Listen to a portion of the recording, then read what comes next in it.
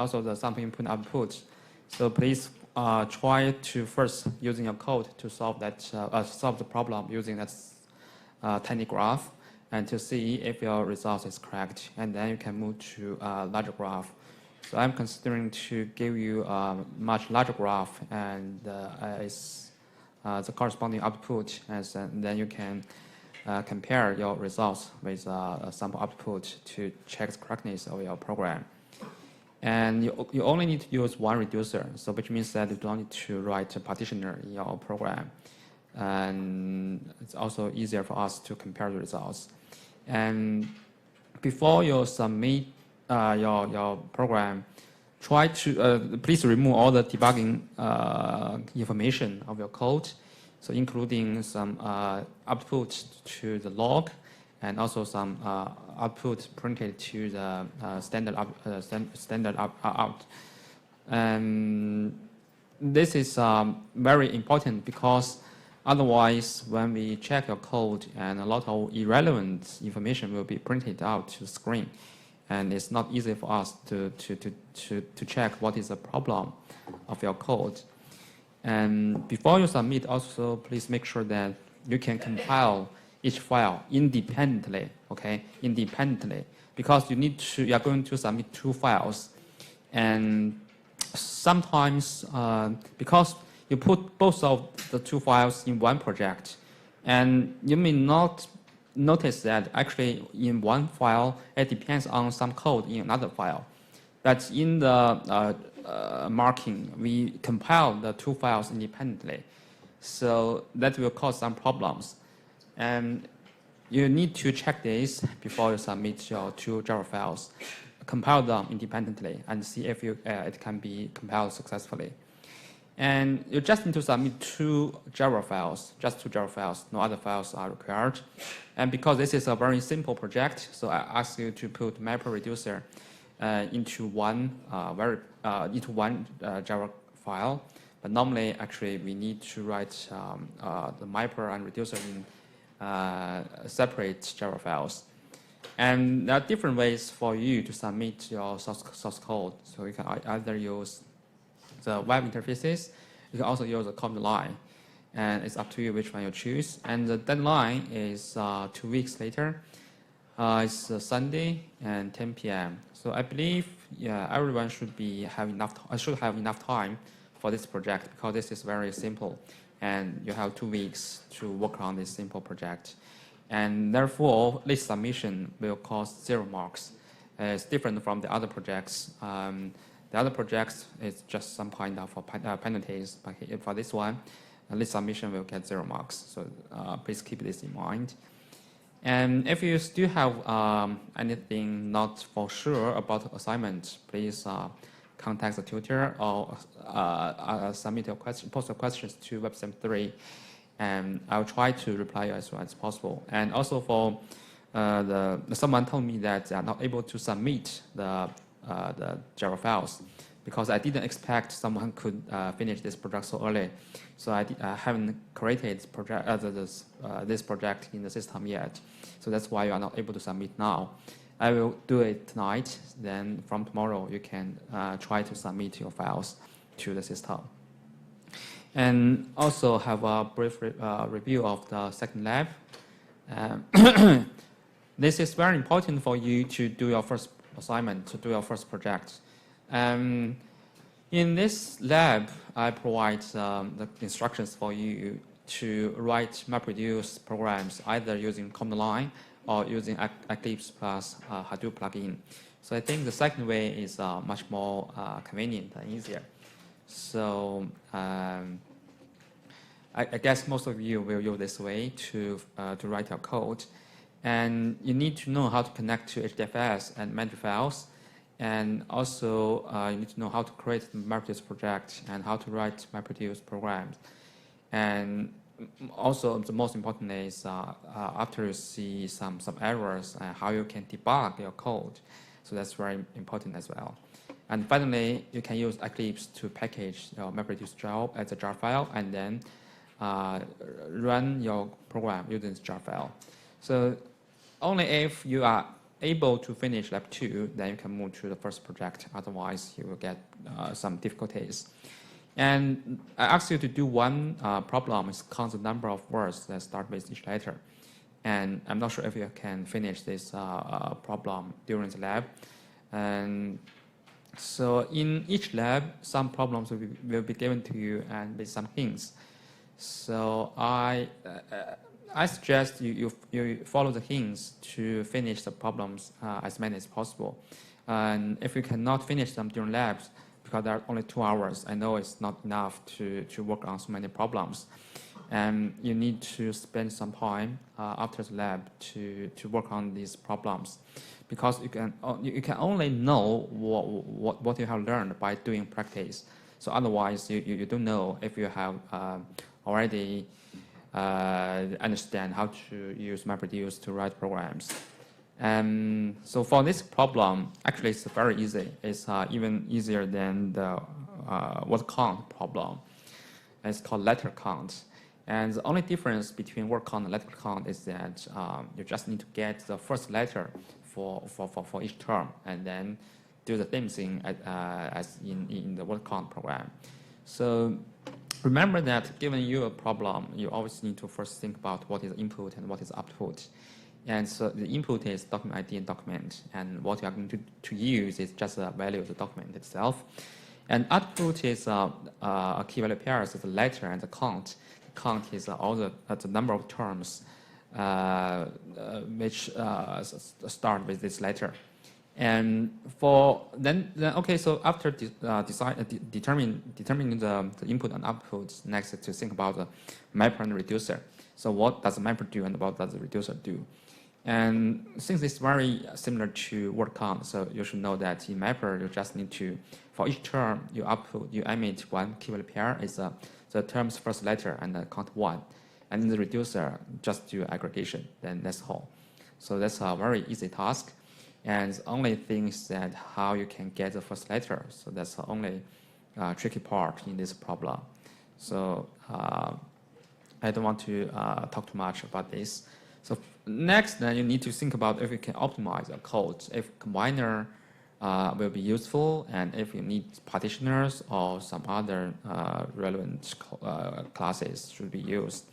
And in this problem, combiner will be very useful. And because this problem is also just associative and commutative, and that means that you can use the reducer class as a combiner class. So that's it. So I finish everything. And the code is like this. So this is these lines are just as the same as the mapper in the word count problem. The difference is here.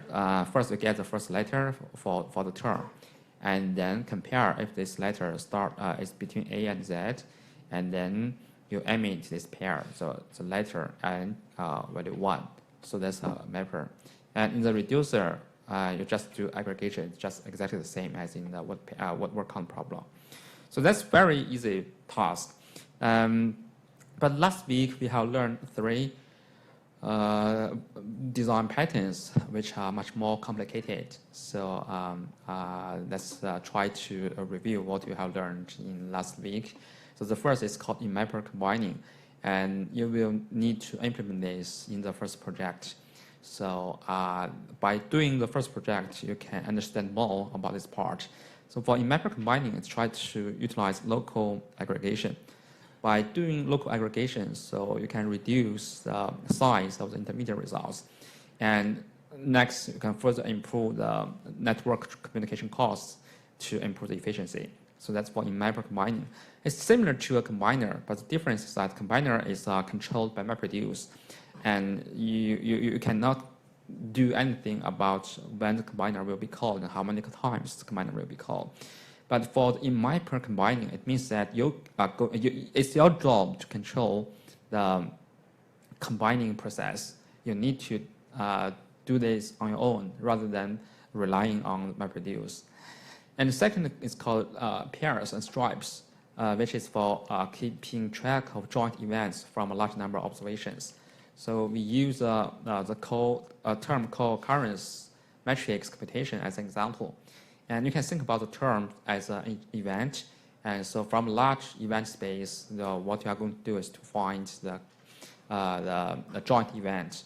And for this problem, there are two ways. The first is pairs. So pairs is very simple and also very easy to implement. You just need to use a pair of events as a key and value 1 for the time of co-occurrence. And that's all in the mapper. And in the reducer, just do aggregation, so that's all. But the problem is that the key space is too large. It's n squared if there are n events. And as a result, the stripe approach aims to reduce the key space from n squared to n.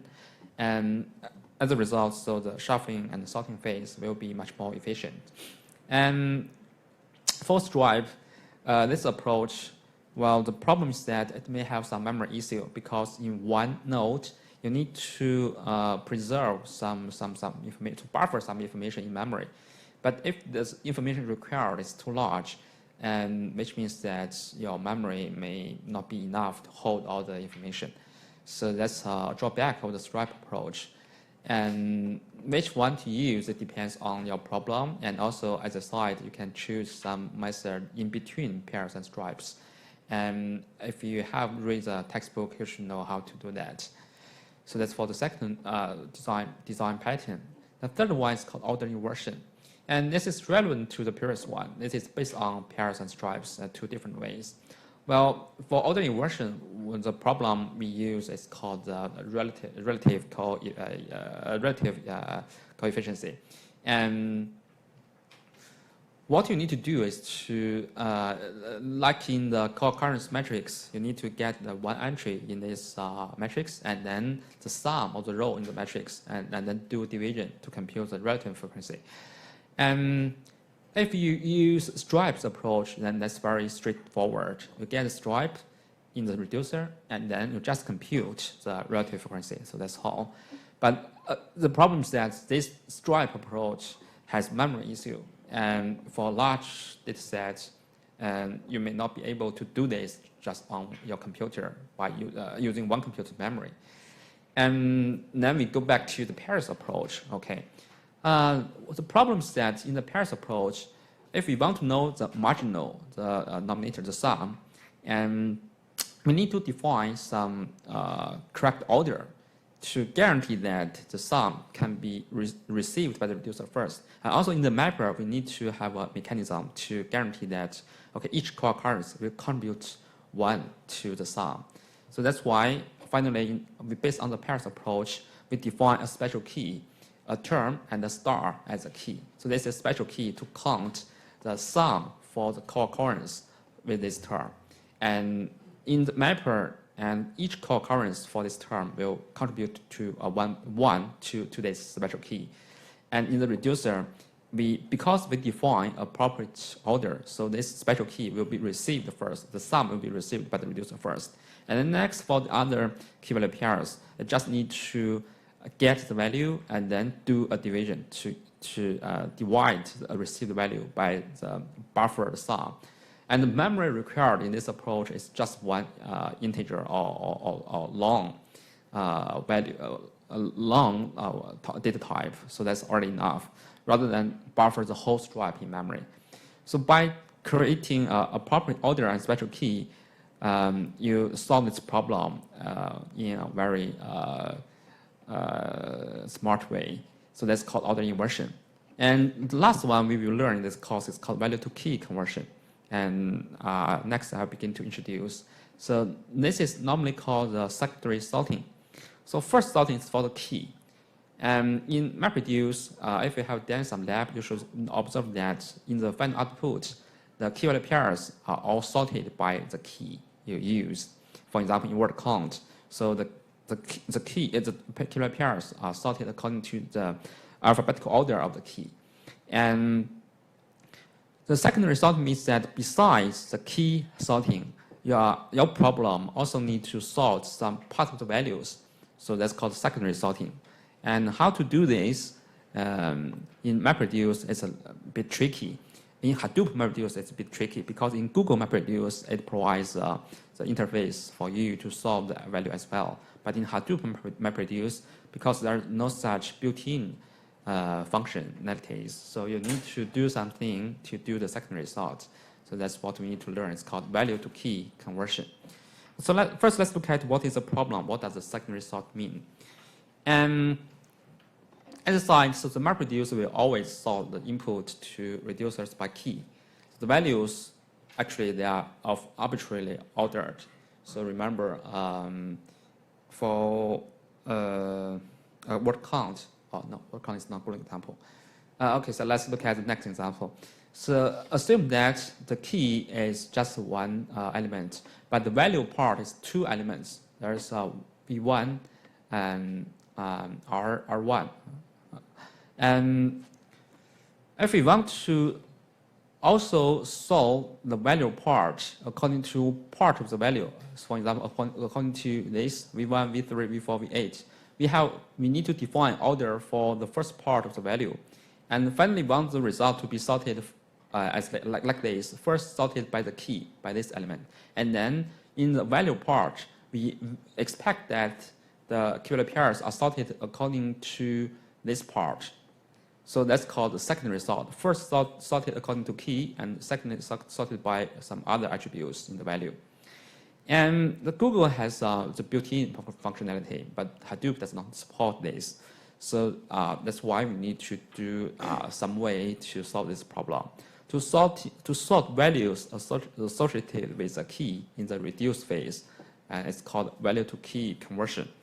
It's called value to key conversion. That's because Hadoop MapReduce will sort the key for us. We do not control the sort for keys. But how about the value part? If the value is also need to be sorted, and the smart way is that we move this value to be sorted to the key as well. So as a result, finally, the key is a composite key. It's not a single element. It's a pair of elements. The original key and the value to be sorted as a whole key. And then the value is just the original value. As a result, the Hadoop MapReduce will sort the new the equivalent pairs according to the new key, according to the new composite key for us. And then we don't need to do other things. We just need to define an order for this new key. So that's all. So let's look at the example. Assume we have some sensor data. We have the sensor data from some experiments. We have M sensors, and each will get some readings on in a continuous manner. So for example, this is at time step T1, and this is the first sensor M1, and it has some reading. R is a reading ID. And this is the next reading from another sensor at time T1, from another sensor M2, and with another reading. So the database is like this. The data set is a list of records with three elements. So the first one is a timestamp, and the second one is a sensor ID, and the last one is a reading. So what we are going to do is to reconstruct the activity at each individual sensor over time. So this one is according to the time and then the sensor. But now we want to reconstruct the data structure. We want to reconstruct the readings. And so in this MapReduce program, the mapper will emit the following pairs as an intermediate result, M1 and T1 and reading. So because now we want to sort these readings by the sensor first, and then over the time, and sort it according to the timestamp, which is different from the original data set. And that's why we need to use the sensor as a key. So in the MapReduce program, in the mapper, we can emit the following pair, which is the sensor as a key and a pair of timestamp and the reading as a value. Now, we don't need to worry about sorting for this sensor, for this key. Hadoop MapReduce will do this for us. Remember that all the keys will be sorted. And so, okay, we can guarantee that all the readings will be sorted by this sensor ID. But the problem is that we also expect that for each sensor, and the readings are also sorted according to their timestamp. So how to guarantee this is the objective of the secondary sort. So if you do not do this, which means that in the reducer, if you just do, in the mapper, just do this, you emit a key, which is a sensor, and a pair of timestamp and readings as a value. In the reducer, if you want to guarantee the order, which means that you need to buffer, you need to keep track of all these values, and then do a sort in the reducer computer to the reducer node. You need to sort these values according to the timestamp, which is n log n complexity. That's the most simplest way for solving this secondary sort problem. Okay, you do nothing in the mapper. In the mapper, just emit the key value pairs, and in the reducer, okay, it receives a list of values, and then the reducer will do the sort in the reducer phase. Okay, and so that's for the first solution. You need to buffer all the values in memory and then sort. It is a bad idea just because you need to buffer a lot of things in memory. For one sensor, you know that one sensor may have many readings, and it is possible that the readings from one sensor actually already exceeds your memory limit in your computer. So, which means that you are not able to buffer all the values in memory and then do the sort, right? So that's a memory issue. It's very obvious. And let's look at next solution. So the next solution is called, what we want to learn, is called value to key conversion. The design pattern is like this. So we need to form a composite intermediate key. Originally, it is just one element in the key. It's just the sensor. But now, if we move to the attributes which need to be sorted, such as timestamp, to the key as well. So now the key is a pair. It's not an original sensor. And okay, so the mapper will emit the sensor and timestamp as a key and the reading as a value. So by doing this, now the key is a pair. So what we need to do is that we need to define a correct order for this new key. So remember that when you write a complex key, when you need to implement, you need to custom your own class, right? And then it's a pair. So because it's a key, you need to implement writable comparable, and then you need to provide compare-to function. So by doing this, you just need to define something in the compare-to function. In the compare-to function, okay, you first compare the first element, which is the sensor, and then you compare the second element, which is a timestamp. So okay, by doing this, the framework, the Hadoop MapReduce, will do the sorting for us, and we do not need to care about this. Hadoop will do the sorting. And we need to preserve the state across multiple key value pairs to handle the processing. Okay, so what we need to do, because there may be more than one reducer, right? So which means that this key value pair can be sent to different reducers, and which means that if you do not define a partitioner, so this pair M1T1 and another pair M1T2, they can be sent to different reducers. So the reading for the same reducer distributed to different reducers, then that's not the result we expect. So as a result, what we need to do is that we need to use a partitioner to guarantee that all the readings from the same sensor must be sent to the same reducer for further processing.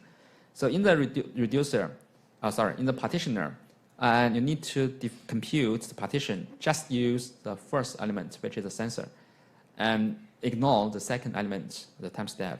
So for all the key value pairs, for all the readings from the same sensor, according to the partitioner class you defined, so the same partition number will be obtained by for all the readings from the same sensor. And as a result, because they all have the same partition number, so they will be sent to the same reducer for processing. And so that's a very important thing you need to be careful of, because the sensor readings, they are split across multiple keys. So you must guarantee this. And the readings from one sensor must be sent to the same reducer for processing. So that's another example to see the usefulness of partitioner. So sometimes you may wonder why a partitioner must be used. Why sometimes the partitioner is not useful. So in some problems like this, because you need to guarantee that some records must be sent to the same reducer for processing. Then you need to write a partitioner. But if you do not have such concern, such as word count, then you can ignore the partitioner. So the system default partitioner will work well for your problem. But for such problems, because we want all the readings from the same sensor must be stored in one file, and we need to define partitioner to guarantee that the key value pairs, for the key part, we only compute the partition number, use part of the key with just a sensor. So that's a key idea of the value to key conversion. From the name, you can see that because some part of the value need to be sorted, but Hadoop MapReduce does not provide the value sort for us. They only have key sort. So we just put this value to be sorted to the key as well. And finally, we have a new key. We have a new composite key. And we just need to define the compare to function for this new key. And Hadoop, the framework, will do the sorting for us. So now we solve this secondary sort problem. But remember that you need to define partitioner. Okay. So the secondary sort happens in the sort and shuffle stage, right? You mean how they're sorted, right?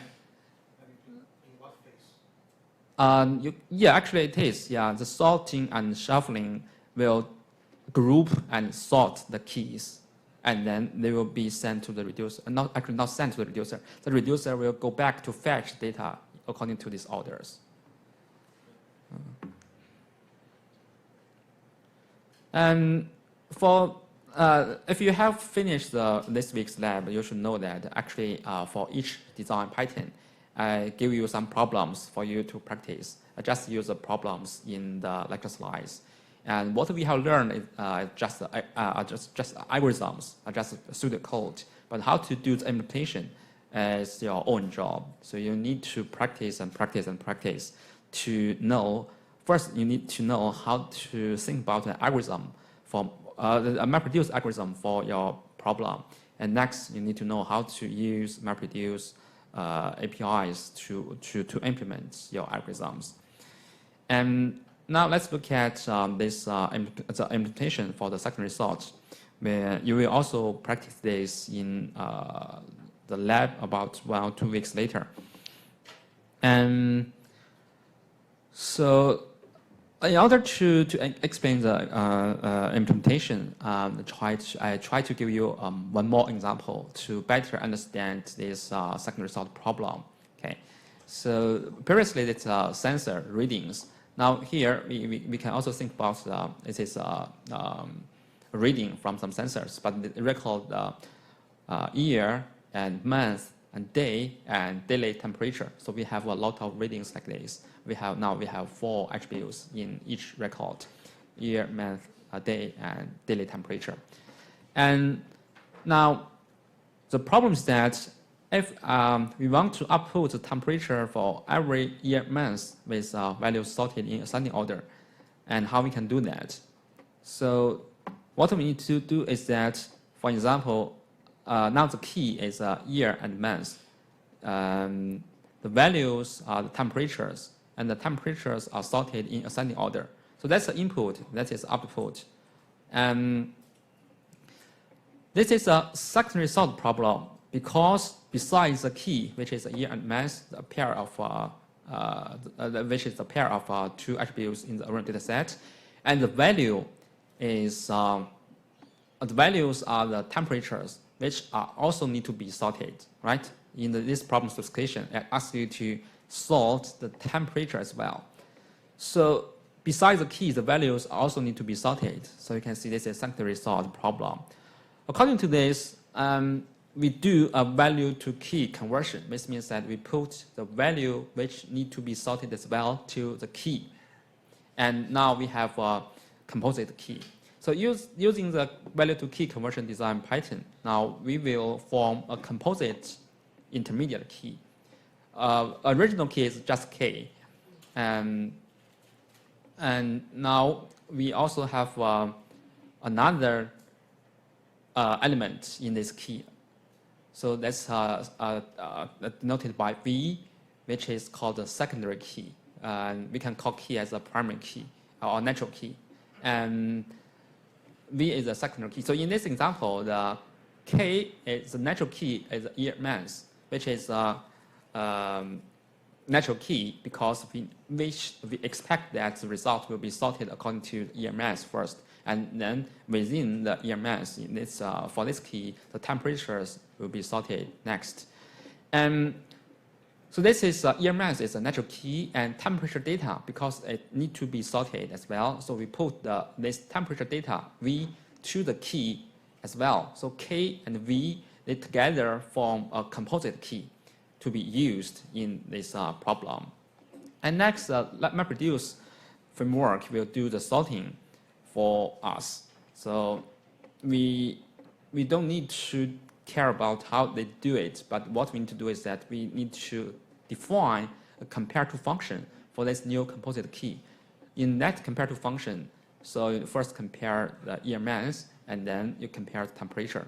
So by defining a appropriate order, then Hadoop MapReduce can do the sorting for us. And we also need to preserve the state across multiple key value pairs to handle the processing, which means that you need to write your own partitioner. And you need to partition the mapper's output by the natural key, because otherwise, if you compute a hash code, so the default partitioner will compute a hash code for the whole key, and then based on the hash code of this key and the number of partitions, it will compute a partition number. So which means that the same temperature, the temperature from the same year months, they might be distributed to different reducers. So by defining a partitioner, then in this partitioner, you need to tell Hadoop MapReduce that when compute a partition number for this key, we only use the first part, we only use the natural key of this composite key to do the partition number computation. So as a result, all the temperatures from the same year months will have the same partition number, then will be sent to the same reducer for further processing. So that's what you need to do. And this figure shows idea of the key value structure. So originally we have year, month, temperature, and day. But in this problem, we only care year, month, and temperature. So originally this is a key we want to use, which is called a natural key. But because this natural value, in the natural value, we also need to sort the temperature. So as a result, we need to put the temperature to the key part as well. And the secondary key and the natural key, they together form the composite key for the MapReduce program. So the MapReduce program will see the composite key as a whole key and then do the sorting for us. And finally, the result will be sorted according to this year month, and next according to the temperature. And you can in the reducer side, then you can do the aggregation according to the temperature orders. So what you have to do is you need to define your own class for the key, because it is not a simple one element. It's a composite key. You have two elements. You need to define a pair. I have shown this to you before in the last week. And you need to write a pair class and implement the right comparable interface. Because this is a key, it must be writable comparable. And so in this example, we need to have a date temperature pair. And we have two elements in this class, which is year, month, the natural key, and also the temperature, which is the secondary key. And we must override the compare_to function. We need to, we also need to override, if you remember, we also need to override the write and read fields for doing the serialization and deserialization. But here I only show you the compare_to function because this is very important to the secondary sort problem. So in this compare_to function, it first compare the first element in this pair, which is year, month, and then it compares the temperature next and returns the compare value. So okay, by doing this, because now the key, this new key is a composite key, and you also have defined the order for them. So Hadoop MapReduce will know how to sort these key value pairs. So it will sort the key value pairs first according to the year month, and then according to temperature, and then that's it. The reducer will receive will get the results based on this order. And as a side, another important thing is that you must write your own partitioner to guarantee that all the temperatures from the same year month must be received by the same reducer. So by doing this, you need to define your partitioner and override this get partition function. So in this get partition function, you receive the pair and the value and the number of partitions as the input. And here, remember that you want to guarantee that the temperatures from the same year month to be sent to the same reducer. So as a result, you only use this part to compute the partition number. Okay, you get this year month and get its hash code, and then use the number of partitions to compute a partition for each key. And as a result, okay, so now you guarantee that all the temperatures from the same year and month will be grouped together on the same reducer. So that's a partitioner. We utilize a natural key for partitioning only. And that's currently what we have explained, the implementation for what we have explained. And next is a new concept called grouping comparator. So this new concept, this class is used to control which keys are grouped together for a single call to the reduce function call. If you still remember the MapReduce data flow as I introduced before, in the mapper, each mapper class corresponds to one chunk of the data. And in one chunk of the data, there are many records. So for each record, one map function will be invoked for processing this record. So that's in mapper side. And in the reducer side, each reducer will be in charge of some keys. This depends on your partitioner, right? So your partitioner decides so which key will be assigned to which reducer for processing. Okay, your reducer will receive a set of keys, and for each key, it will invoke one-time reduce function to process this key. So in this problem, in this secondary result problem, okay, so without this grouping comparator, without this class, we can see that what is the key, okay? The key is a composite key. From the view of MapReduce, the key is a pair, is the year month and the temperature, right? So which means that finally each year month and temperature, each such key will need to invoke one reduce function call. But this is not necessary because what we want to do is to process the data for the process temperatures for the same year month. So we hope that the data for the temperatures from the same year month can be grouped together and then processed together. So that's what the grouping comparator can do. And in this grouping comparator in this class, we will override this compare function. And this compare function will tell Hadoop MapReduce how to compare two keys for grouping and for sorting. So in this example, in this function, we can see that for two pairs, and we only use the first part, the first element, get year month. We only get the first element in the key for the grouping. So all the key value pairs, if they have the same year and month, then they will be grouped together. And then they will only invoke a single call, single reduce call to do the further aggregation. Instead of for each such key, you invoke one-time reduce function. And so take this the problem as an example. And finally, with a grouping comparator, so one reduce function will deal with data like, will deal with this year month and all the temperatures. So this will invoke one reduce function call, just one. But without the grouping comparator, which means that, okay, for this 2012 January 5 for this key value, and you reduce you call reduce function one time. And for another key value pair, 2012 January 10, you call another reduce function. So for each temperature, you will call one reduce function to do the aggregation. But by using this grouping comparator, because you tell Hadoop MapReduce that for this key, when doing the grouping, you only use the first part for grouping. Use year and month for grouping.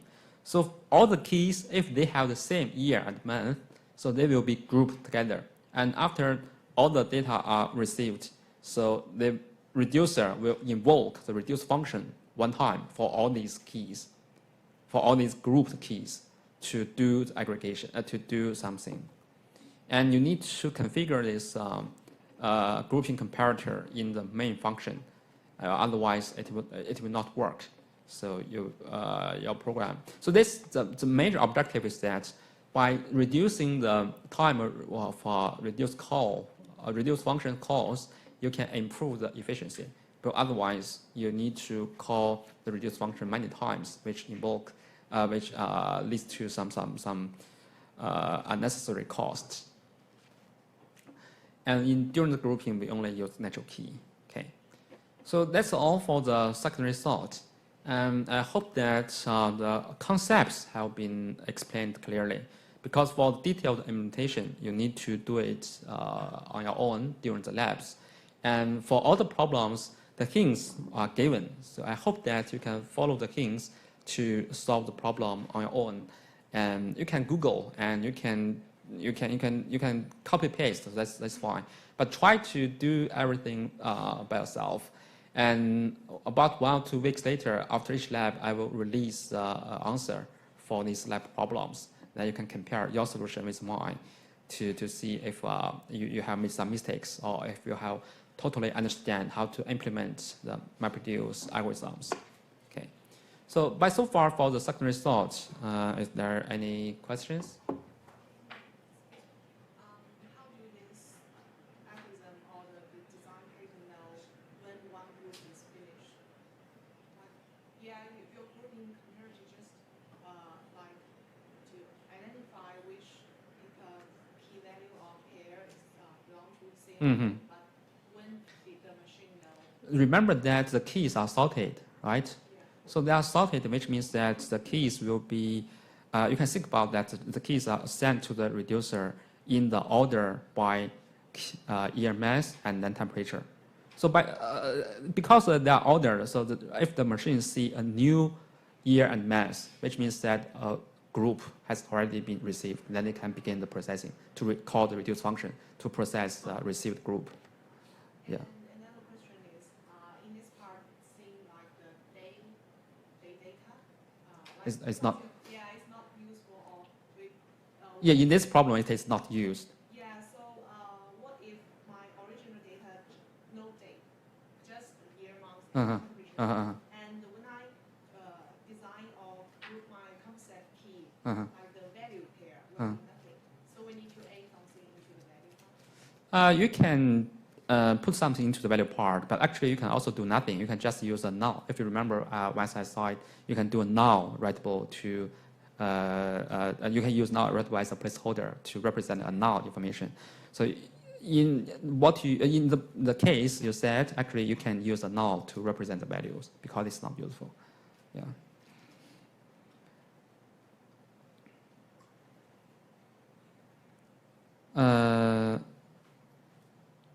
Let me think. Oh, okay. So no. I think it's not simply like this. If you use null in the value part, so which means that for the key part, you need to do some further processing to get the values out from the key. Because if you use, you still put the temperature to the value part, and so in the reducer, okay, because it gets a group of keys and a list of values. So this list of values are already there. So you can just get the list, then write it to the disk. So that's all. But without these values, which means that you need to get the temperatures from these composite keys. So you need to do something more. So that's a little bit different. During the labs, you can try to practice the different ways to see if you can do which way is better.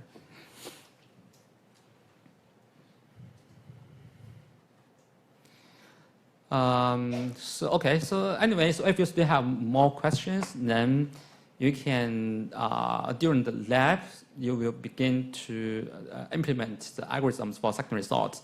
So at that step, then you can see more details and to see if you have totally understand the second result, this design pattern. So second result has been widely used in many problems because most of the times you are not only the keys need to be sorted, also part of the values need to be sorted as well. Then in that case, you need to apply the second result to do this task in Hadoop MapReduce. And this is a summary slide. So for the MapReduce algorithm design, so for a programmer or designer, we cannot control the following things. We cannot control where a mapper or reducer will run. In this cluster, there are many computers, but we do not know which mapper task will be run on which computer. And when a mapper reducer begins or finishes, so this scheduling is also controlled by the Hadoop. And which input key value pairs are processed by a specific mapper, we also do not know that. And which intermediate key value pairs are processed by a specific reducer. We know that it will. We can guarantee that some key value pairs will be processed by the same reducer, but on which one, we don't know. So this assignment is a job of MapReduce, so we cannot control these things. But what we can control is the following things. First, we can control what the data structures are like for the keys and the values.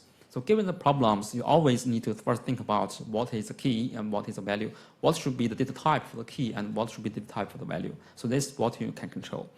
And next is that how to exactly use a specified initialization termination code for mappers and reducers. So this is about the in-mapper combining. If you remember, there's initialization function. There's also cleanup function. So that's kind of a pre-processing and post-processing. In the in-mapper combining, in the initialization, you can initialize some data structures. And in the termination, in the cleanup function, you emit all the buffered key value pairs to the disk. So that's in mapper combining. You can control this. And you can also preserve state across multiple input and intermediate keys in mappers and reducers. It's also in the in-mapper combining. And you use that's called associated array or hash map to preserve the state across the different inputs. And you can also control the sort order of intermediate keys. So by doing this, which means that you need to write your own class for the key, and also need to implement writable comparable interface and override comparative function. So the comparative function will control all sort order, and this tells MapReduce how to sort the keys according to your comparative function. And you can also control the partitioning of the key space. So how you can control the key space. So this is also very important, especially for the load balance. And in big data problems, load balance is one of the most topic, because what we want to do is to make the job be run in parallel, right? But parallelism is it highly depends on the load balance.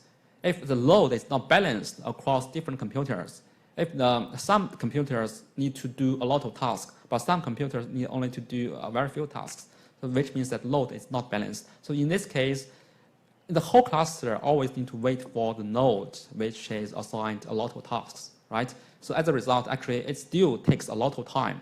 So the power of parallelism is not fully utilized.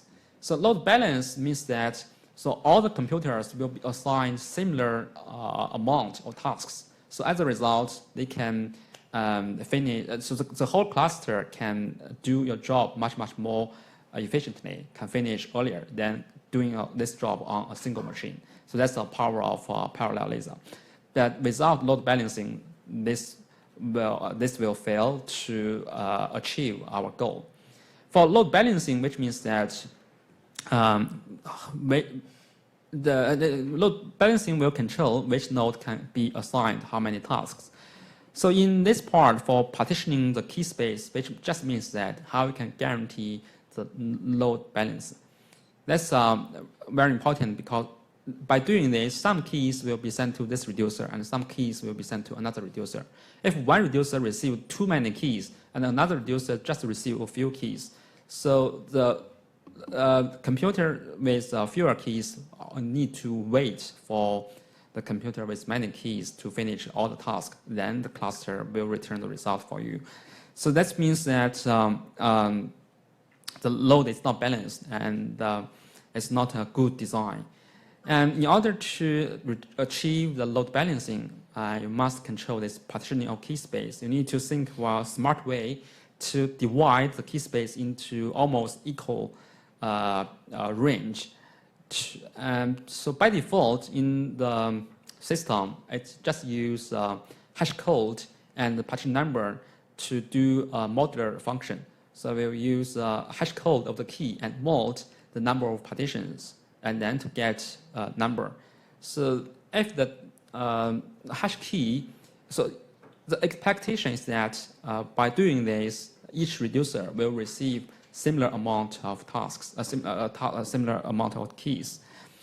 And without the system default partitioner, if you write your own partitioner, you also need to put this in mind, keep this in mind. You need to think about if your partitioner can guarantee the load balance. If it cannot achieve good load balance, then you need to think about to design a new partitioner class. Okay, so let's have a short break, and then I will use a real example from the search engine for explaining the power of MapReduce.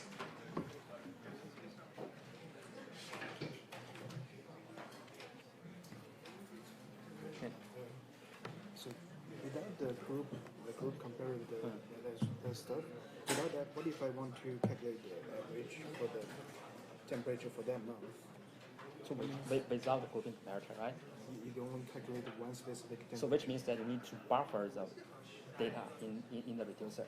Yeah. Yeah, and then you buffer this after you get all the data you are going to you need, and then you compute average for all the buffer things. Yeah, I can go into that. Okay. So that's the only way. That's the only way. So the people want to calculate average for. No. Since for every temperature I call the head once. So it Yes. can't. Yes, that's correct. Thank you. 就是炸包，它是我就是因为我没有就你给的那个形象是吧？对对对。啊。那就我需要先下一个例子。需要下一个 Eclipse，然后下了 Eclipse 之后，然后把这个炸包放到它那个插件的文件夹里面去。把炸包放到插件里面。我想想啊，我想想啊，这个是，就是说。我想想，我也忘记了这个是怎么把这个插件放进去来的。因为我那个 Windows 里面有一个意思嘛，这里面这个 Hardware Stack 和 Scala 都配好了。啊。然后就是这个，然后我在网上找了一个装那个 Eclipse 的教程，在无榜图里面。因为它这个有好几个版本，我记得。下哪个比较合适？我下的是第一个，就是叫 For Java Developers，对，我就下的这个，这最 general 的东西。然后再把你刚才这个链接的这个炸包导进去吗？对。导到它插件里。我也记不太清具体 step 了，我这做的时间有点久，我回去再查一下，我帮你查一下，看看他们这是具体是怎么操作的。行。你可以自己试一下。就是这个。主要是不然把放在料交版上，我一天网找不好字都可以放。我有点忘了，不好意思，我回去找一下。行。OK，记得给我发邮件啊，不然我怕我容易忘了。你给我发邮件，或者现在一会儿给我发邮件。好。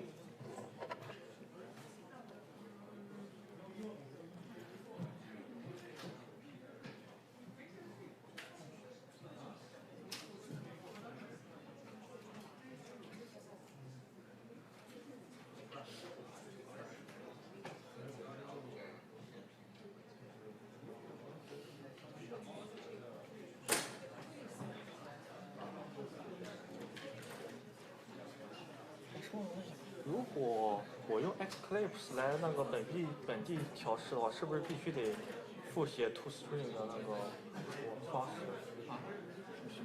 式？就是我是在那个 Exclave， 我没有运行那个分布式的系统，在本地编的，然后我看的时候不是就看它那个 part 杠数字，然后杠数字嘛，然后但是我发现那个如果我不复写那个 to string 的方式，它输出来就是那个 class 的名字，然后 at 个数字。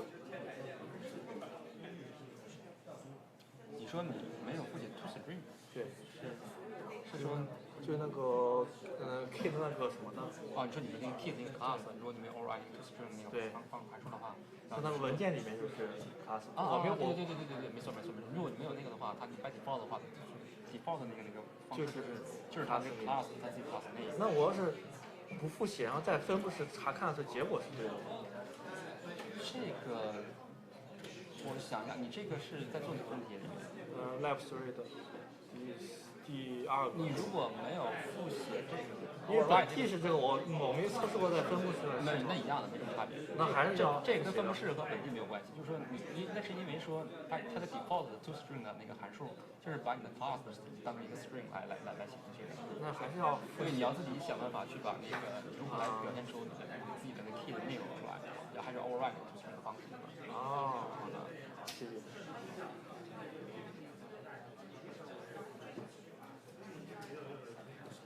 我们左您去看，就是那个，就咱们那个 project 里面，它那些所有的 case 啊，我们要做那个什么那个 content case 那种测试嘛？比如说，就是举个例子，比如说那个说距离的那个事情，如果我比如说0到1有一个5，然后0到1后面又给一个数据0到1到10，那我这两个要做排除吗？还是说无所谓？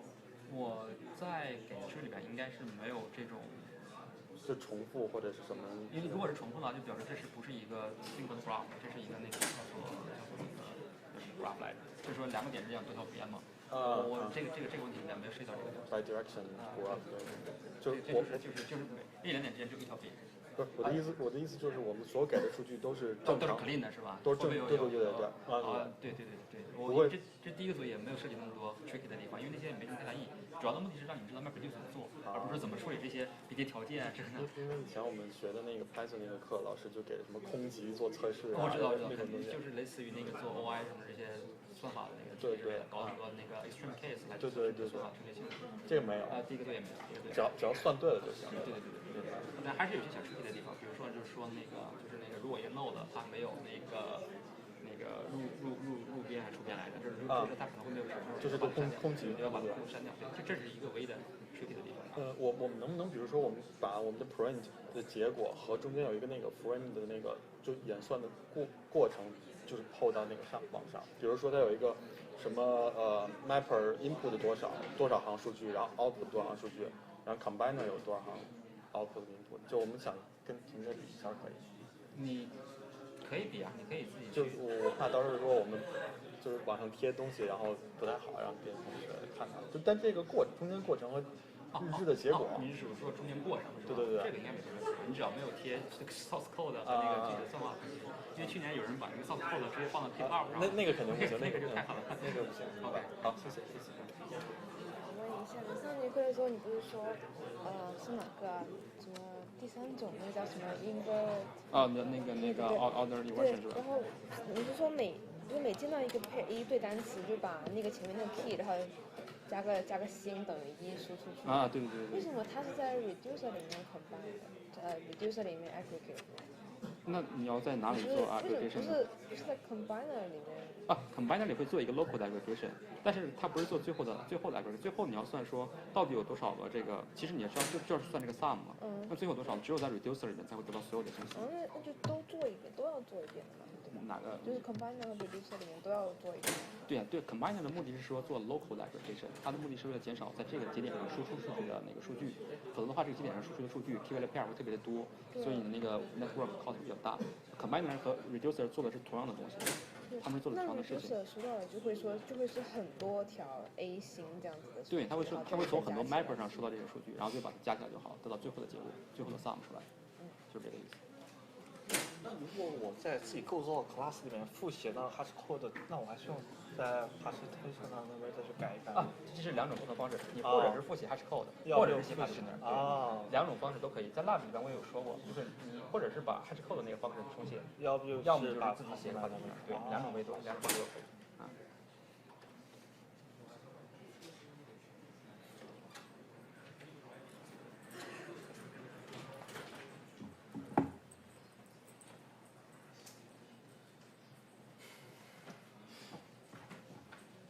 Okay, so let's continue.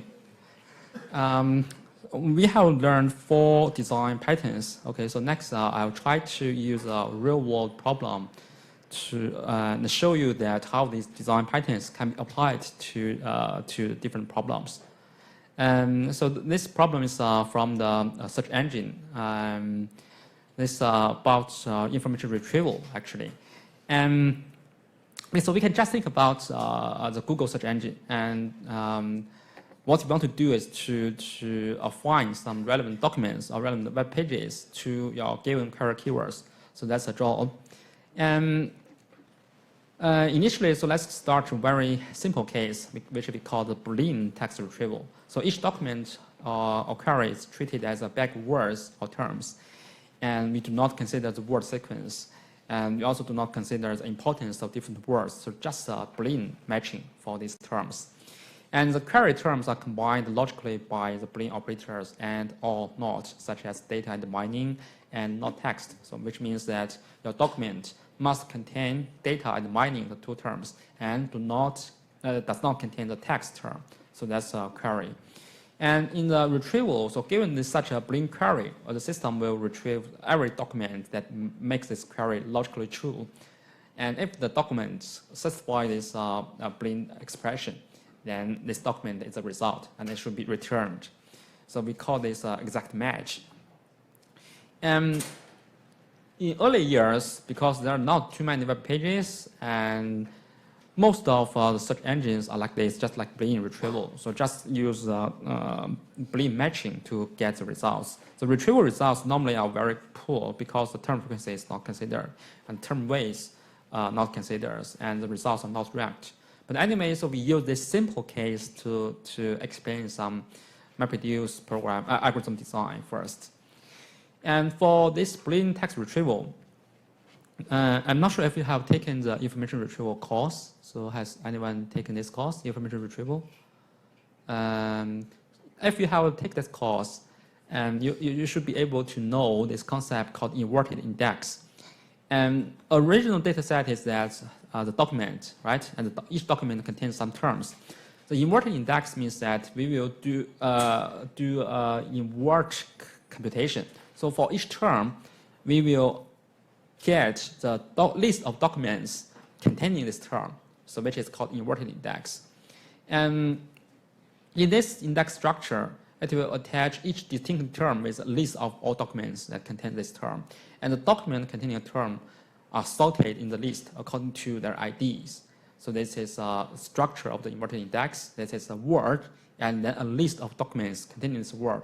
And the list of documents are sorted according to their IDs. And therefore, by given this index structure in the retrieval phase, it will take constant time to first to find the documents that contains a query term. And then for multiple terms, it will be very easy. For multiple terms, okay, so you just get the relevant list and then handle them together. Okay, I'll show it in this slides. For Boolean text retrieval, we have 4 documents. One fish, 2 fish, red fish, blue fish, cat in the cat, green eggs and ham. So we have these 4 documents, and this is original data set. For our inverted index, we will create something like this. It's from for each term, and then we get the list of documents that contain this term. For example, blue, only the second document contain this blue term. So we have 2 in the list. And for fish, fish is contained in document 1, document 2. So in this list, it's 1 and 2. And 1, 2, they are sorted according to the ID. So that's the structure of the inverted index. This is a very useful and commonly used technique in information retrieval systems. And Now, how to do the search using the inverted index? So given this current queue, we can do the following steps. First, we do a vocabulary search. We find each term or word in the query and in the inverted index. Next, we need to merge the list, merge the results to find the final result, to find documents that contain all or some of the words in the query. And next, we can do some kind of rank score computation to rank the results according to different criteria, such as content-based ranking or link-based ranking.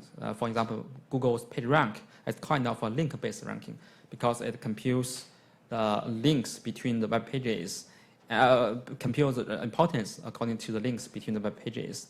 But for the Boolean retrieval, this ranking is not used. So temporarily, we just ignore step 3. We only focus on step 1, step 2. So first get the vocabulary, and then we do the results merging. For example, now let's look at how to process an AND query. Assume that we have 2 terms, and then in this example, okay, we first locate the first term in the dictionary. Assume that the first term is contained in the following documents: 2, 4, 8, 16, 32, 64, 128. And next, we locate another term in the inverted index, and we get another list. Next, we need to merge the 2 lists, which is also called the postings. So we walk through the 2 postings simultaneously. We use 2 pointers, okay? And then in linear time, so we move the 2 pointers to see which one is, to see if the 2 lists have common document IDs. So if so, we get this common element ID. Then we move the 2 pointers backwards in the list. So until the 2 pointers reach the end of both lists, then the common document IDs is a result for this AND query. So for example, the first 1, 2, and 2. Okay, now we get 2. This is a common term. Then next, we move the 2 pointers backwards, and 3, 5, 8. Okay, and now we reach another 8, so another common document ID is retrieved. So this process will be just cause linear time because of 2 pointers, because the 2 lists are already sorted, right? So we just move the 2 pointers according to the order, according to the values they currently pointed to, and then we can get the common document IDs. So this is for the AND query. For the OR query, that's even more simpler. We just merge the 2 together. We still use 2 pointers, and then 1, 2, 2, and then 3. Okay, so we get 1, 2, 3, 4, 5, 8, and 16, 13, 21, and 32, and 34, 64, 128. So just like this, we do a merge. And for NOT, it's also similarly. We just remove the document IDs from lists in the results. So that's how to process the Boolean query in the inverted index. Okay, so the problem is that how we can use MapReduce to solve this problem. Right. So currently what I have shown to you now is just logics, it's basic steps for the information retrieval, for the Boolean text retrieval. And think about how we can use MapReduce to solve this problem. Okay. MapReduce means that, okay, so all the documents, they are distributed to many computers, right? And so the first phase is that how to index the documents by using MapReduce, how you can create the inverted index by using MapReduce. So that's the indexing problem. For the indexing part, scalability is very important because you wish that the, your algorithm can scale well based on a huge number of documents, because you can think about Google. Every day it needs to crawl many web pages into its database, right? And it must be relatively fast, but need not to be real time, because index construction it's not like query. So for query, we issue a query and we wish to see the result instantly. So that's need to be finished in real time. But for index construction, it's running in background, right? So it does not need to be in real time. And it's kind of batch operation instead of interactive operation. So batch operation means that so the data is there, then you just process data in a batch manner. And incremental updates may or may not be important. You can do incremental update, which means that for the current data set, you already have an index structure. And then some new data is added to the data set. So you do not reconstruct the inverted index, but instead, you just utilize the new added contents to incrementally update the existing index structure, which is called incremental update. And for the web, the crawling is actually a challenge in itself, but we don't need to care about the crawling, so that's not the focus in our problem. So that's for the first part. And next is for the retrieval problem, which is for the query processing. This step is different from indexing phase. It must have very fast response time because the users never wish to wait for too long time to see the results. And for the web, it only need relative few results, right? Because the users always just need to see the first few pages, the results from the first few pages, because only the results in the first few pages are very relevant. For the others, they are not that relevant. And as a result, okay, so this is perfect for MapReduce actually, because MapReduce has good scalability and it's not suitable for real-time jobs because MapReduce has many I/O costs and network communication costs and some distributed processing. It's not suitable for real-time processing, but suitable for dealing with large-scale data sets and also for batch operation. But for query, for retrieval, well, MapReduce is not that good. So we can only use MapReduce for the indexing, for constructing the index, and for the query, for the retrieval, we need to utilize some other techniques to return the results to users instantly in real time. So, okay, so now let's look at the index construction problem, how we can do this in MapReduce. So given this problem, let's analyze what is the input and what is output. You have seen the index structure, okay? So now given you a huge set of documents, a document ID, documents, this is given input key value pairs. And the output, the expected output is also key value pairs, which is each term, and a list of document IDs. A list of document IDs sorted, or these parts must be sorted. So for example, this is a term long, and then this is a document, the ID of documents which contain this term 1, 23, 49, etc. So document IDs are sorted because as you see in the query processing phase, the order is very important because without order, the query processing cannot be finished in linear time.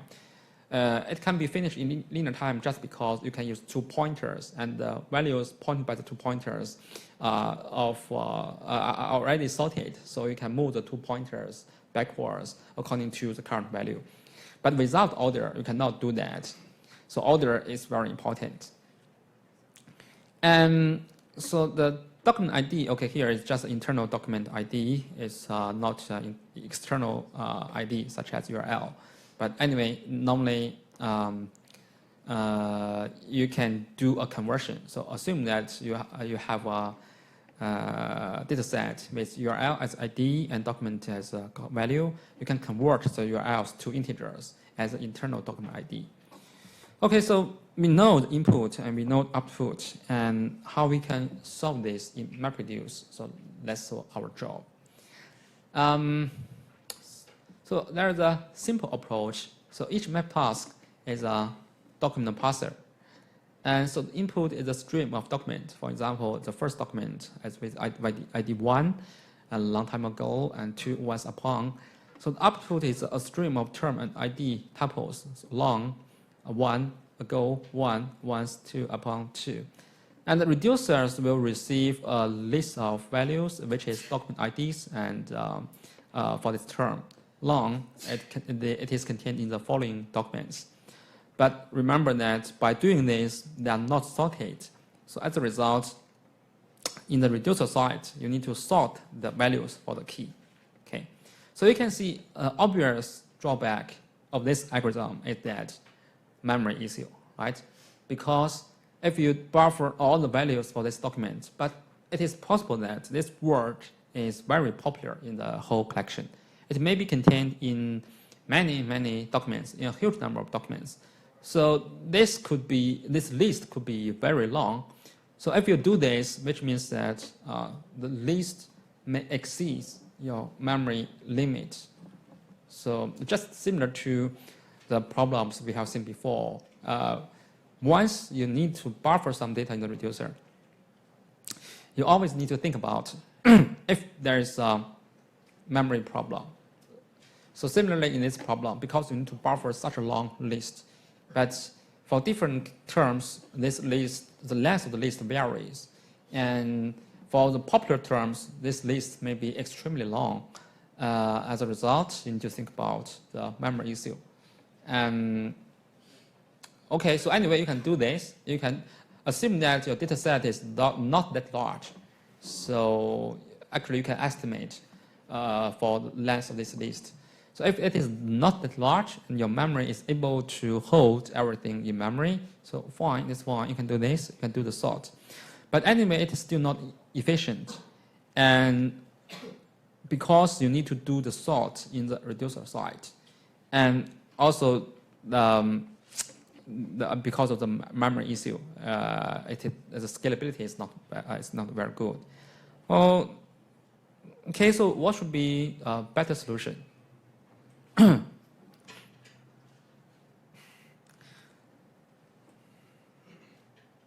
Just utilize what you have learned, right? You think about what will be a better solution. Yeah, that's correct. The secondary sort, right? Just use a composite key. Because the document IDs also need to be sorted. As a result, according to the feature of this problem, you can see that keys and values need to be sorted as well. Okay, that's perfect for applying the value to key conversion, to applying this kind of secondary sort. And that's what we need to do next. But before going to the details of that, so let's look at a more complicated case for the text retrieval. That's called ranked text retrieval, not Boolean text retrieval. So in this ranked text retrieval problem, the difference is that we need to estimate the relevance between a query and a document. So previously, we have no ranking for the documents. So if a document satisfies the Boolean constraint, so it will be a result, and they are not ranked. But here, the ranked text retrieval means that the highly ranked documents means that they are most likely to be relevant to the query. And so this can better satisfy the user's requirements. We need to estimate the relevance between the query and document. And then the documents need to be sorted by their relevance. So we display the sorted results, just like in Google, right? The first page always contains the most relevant results and also the most important results. For the user model, okay, so it will present his one screen at a time, and always the best results first. And at any time point, the users can decide to stop looking and return. So now here for the ranked text retrieval, the problems comes is that how we can compute the relevance, how we can estimate this relevance between the query and a given document. So the intuition is that if a document has a lot of query terms, it should be very relevant, right? So that's our intuition for computing the relevance.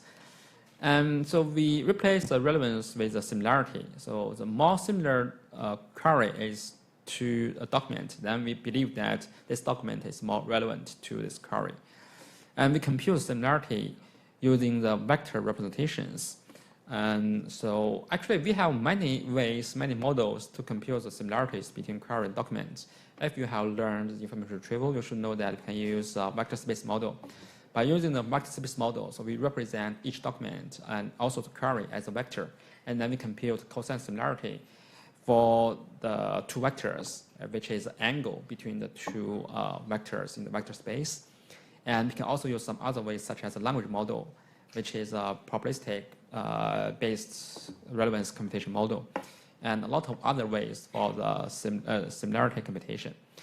And in this lecture, so I just use a vector space model and cosine similarity as an example to show you how to compute the relevance. This is based on the term weighting. So each term, so previously in the Boolean text retrieval, the terms, they are of equal importance, right? But actually, the terms should be of different importance for the retrieval, because some terms are very important for your search, but some terms actually they are not very important, such as stop words in the information retrieval. Stop words just such as the, and some other of or in, on. These terms are not useful. They should not be of equal weight with other terms. So that's the idea of term weighting. So we want to give the terms of different weighting. So the more important terms should play a more important role in your problem, in your retrieval. So here is the intuition. So first, the terms appear frequently in one document should get high weights, because in this document, this term appears many times. So we believe that this should be very important. And for terms that appear in many documents, so in the view of the whole collection, it appears in many documents, it should get low weights, because it is not useful to distinguish the documents, right? Because it appears in many documents. So in extreme case, if one term is contained in every document, then it cannot be used to distinguish the documents for the retrieval, right? So that's two intuitions, and finally we can get two term weights. One is called the term frequency, which is a local importance. So locally, the term is very important if it appears frequently. So the more frequent it appears in the document, the more important it is for the retrieval. It's called term frequency, a local importance.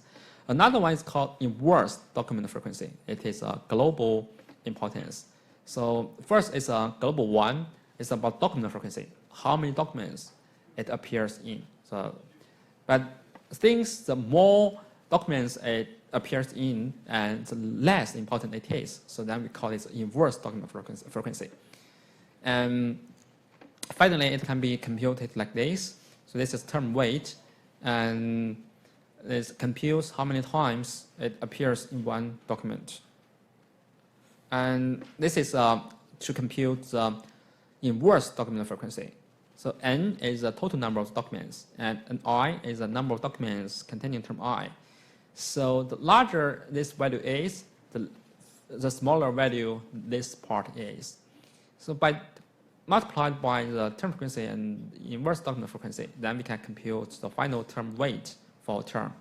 So this knowledge belongs to information retrieval. So if you have already learned information retrieval, you should be able to know this. But if you haven't done that course, I just give you a brief introduction. The real case, actually, it is more complicated. So I just show you the basic ideas and the most basic equations. So you just need to know the two important concepts called document frequency and term frequency and the inverse document frequency. So that's it. Now, how to do the retrieval?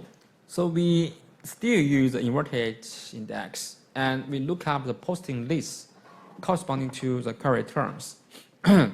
We still go to the inverted index, and then we fetch the query term and get the list for the query terms. And then we traverse the postings for each query term. Remember that now each term is weighted, so different from the Boolean text retrieval. In that case, the terms are not weighted. But in this case, the terms are weighted. Each term has a weight, which indicate how important it is in the document, in the collection. So we need to store some partial K document scores in accumulators, and then we select top K results to return. So each time when we get a term, we compute, we get his weight, and use his weight to get a partial K document relevant score or similarity score. And then after we traverse all the postings, we accumulate the partial similarity scores to get the final similarity score. And then we select the top K results, the top K document with the highest similarities to return to users. So that's a basic idea. Okay, so for now we move to the real case for the ranked text retrieval. And we need to construct the inverted index as well. But the inverted index is a little bit different. So let's look at the new inverted index and the new output.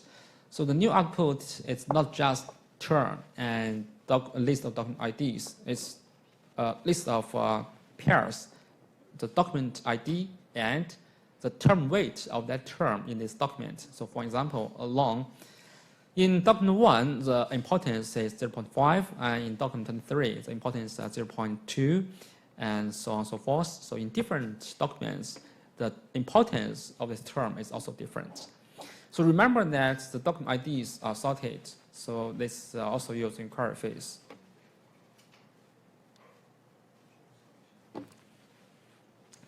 From the output, you can see that the problem differs from the previous one, right? So first, because now we consider the term weights as well. And so the most important thing is that how we can compute the term weight, how we can get this. This is composed of the term frequency and inverse document frequency.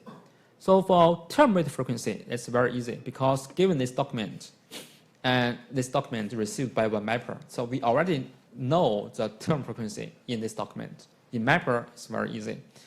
But the problem is that is for inverse document frequency. And we can only know after all the documents containing this term are processed, then we know the number of the documents containing this term, right? Before that, we are not able to know this value. But without knowing this value, we are not able to compute the inverse document frequency. So remember that the inverse document frequency is computed with the number of total number of documents in the collection. This is known. It's okay. Given the data set, you know this value. That's fine. But the problem is then how to get this value.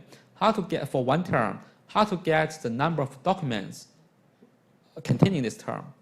Okay. So in the mapper, remember that you only get one document. So in the mapper, without some mechanism, it's not possible to know this value, right? Also in the reducer, it's not easy to get this value. So we need to design some ways to be able to compute the inverse document frequency. And because of the term weights, now this problem is much more complicated than the previous one, than the Boolean index, right? Now we see an example. Again, we have 4 documents, still the 4 documents. And we have this inverted index. For document frequency, that's very easy. So it is, for example, in blue, the document frequency in document 2 is just 1, blue, right? And also for cat, egg, for these, and also for fish, you can see sorry, this is document frequency, not term frequency. For blue, it is only contained in one document, so this 1. For fish, it is contained in 2 documents, for document 1, document 2, so the document frequency is 2. It is contained in 2 documents. And then next, we can get the index like this. So this is posting list. This is a posting list, and this is term document frequency. And this is document ID, and this is the term frequency. So in the you use fish as an example, okay? In the first document, fish appear twice. So this is a 2 in the first document. And similarly, in the second document, fish appear twice as well. So this is a 2 for the term frequency, and this is for the document ID. And this is the document frequency, 2. It appears in 2 documents. So that's index structure. And by creating such an index structure, then next we are able to compute the term weights for each term because we know the term frequency, we know the document frequency, and we know the total number of documents. Then we are able to compute the term weight. So the major problem is that how we can get this value, this document frequency, because the MapReduce can only process one document each time by one map function, right? So for example, for processing this document, and it only knows that, okay, fish is in this document, and the term frequency is 2, but it is not able to know the document frequency, how many documents fish is contained in. So that's one challenge for this problem. Again, we can have a very simple approach. So in the mapper, we just need to emit the following key value pairs. The original document is 1 a long time ago, and once upon. So remember that we want to compute term weights. What we need is that we need the term frequency and document frequency. So here in the mapper, we just emit the document ID and the term frequency in this document. So that's it. So 1 time ago appears 1 time in the first document, and similarly for once and upon. And in the reducer, okay, long will get the following lists. So it knows that in the first document it appears once, it appears twice in document 1, 2, 7, and appears 3 times in document 23. And okay, by knowing this information, now we can do the following things. First, we can compute TF-IDF in the reducer because we know the term frequency for long, and the document frequency is just the number of elements in the list. That's the number of elements, documents containing this term long. So we know the document frequency, we know the term frequency. We also know the total number of documents. Then we can compute the term weights for the long term in each document. And then we also need to do another sort because this must be sorted according to the document IDs. And as a result, we can get this. So this simple approach has many problems. First, similar to the previous one, memory issue, right? Because it needs to buffer all the lists in memory. But it's possible, as a side, this term may be very popular. It can appear in many documents. So as a result, this list may be very long, and your memory may not be able to hold such long list. So that's one problem. Another problem is that you need to sort, still similar to the previous one. You need to sort the values, sort the document IDs. And next, the last problem is about the term frequency computation, term weight computation. You need to compute the TF and IDF in reducer. So it means that mapper just did very simple things, but the heavy loads are put to the reducer side. The reducer needs to do many tasks. And this one problem is that this is not easy to achieve load balance because each term corresponds to different number of documents. But what you can control is only control the key space. Okay, you can partition the number of keys received by one reducer, but you cannot control the documents attached to that keys for one reducer. So as a result, one reducer may receive many such lists, many long lists, but another reducer just receive very short lists. So the load is not balanced, but you cannot control this by doing an algorithm like this because lists must be sent to the reducer as a whole, so you cannot split up these lists. And anyway, this simple approach has many drawbacks. So our job is that although, okay, we use MapReduce to solve this problem, but this is not a solution. We need to think about if we can apply what we have learned before to improve the current algorithm to gain better efficiency and to get better performance So that's our objective. And okay, so let's look at this example to see what kind of ideas we can get through this problem. So in the map phase, we actually process documents by one, right? Each document is processed by one map function, one fish, two fish, and then we can emit this one, which is the document ID for one, and one, which is a term frequency for this term. So 1, 2 fish, and 1, 1, 1, 1, 1, 1, 1, 1, 2, and similarly for this. So this figure just shows an example of the simple approach. So if you do that, then the MapReduce will be like this. So in Mapper, it will process the document like this, and the key value pairs will be sent out to the reducer. So the reducer receives the key value pairs, and with sorted document IDs and the term frequency within each document. And so next, it can get the document frequency by counting the number of key value pairs in the list, and then to compute the term weights inverse, to compute TF and IDF and get the term weight for fish in each document. So that's the idea of this simple approach. But so as a side, the problems has the following problems. First, you need to sort all the document IDs in the reducers. This is very the complexity is n log n, so it's not very efficient, and we need to do it by ourselves. And also because of the memory issue, it may not be able to hold so many document IDs. And the IDF can only be computed after all the relevant documents received, because without receiving all relevant documents, you are not able to know what is the number of documents containing one term, right? And the reducers must buffer all the postings associated with the key, and because you need to sort them. Okay, so as a side, we have learned many design patterns. So how we can use these design patterns to improve the performance of the existing algorithm. Okay, the first one is that how to make Hadoop sort the document ID instead of doing it in reducers. So I already pointed out, right? So for using the composite key, using the secondary sort, because document IDs also need to be sorted.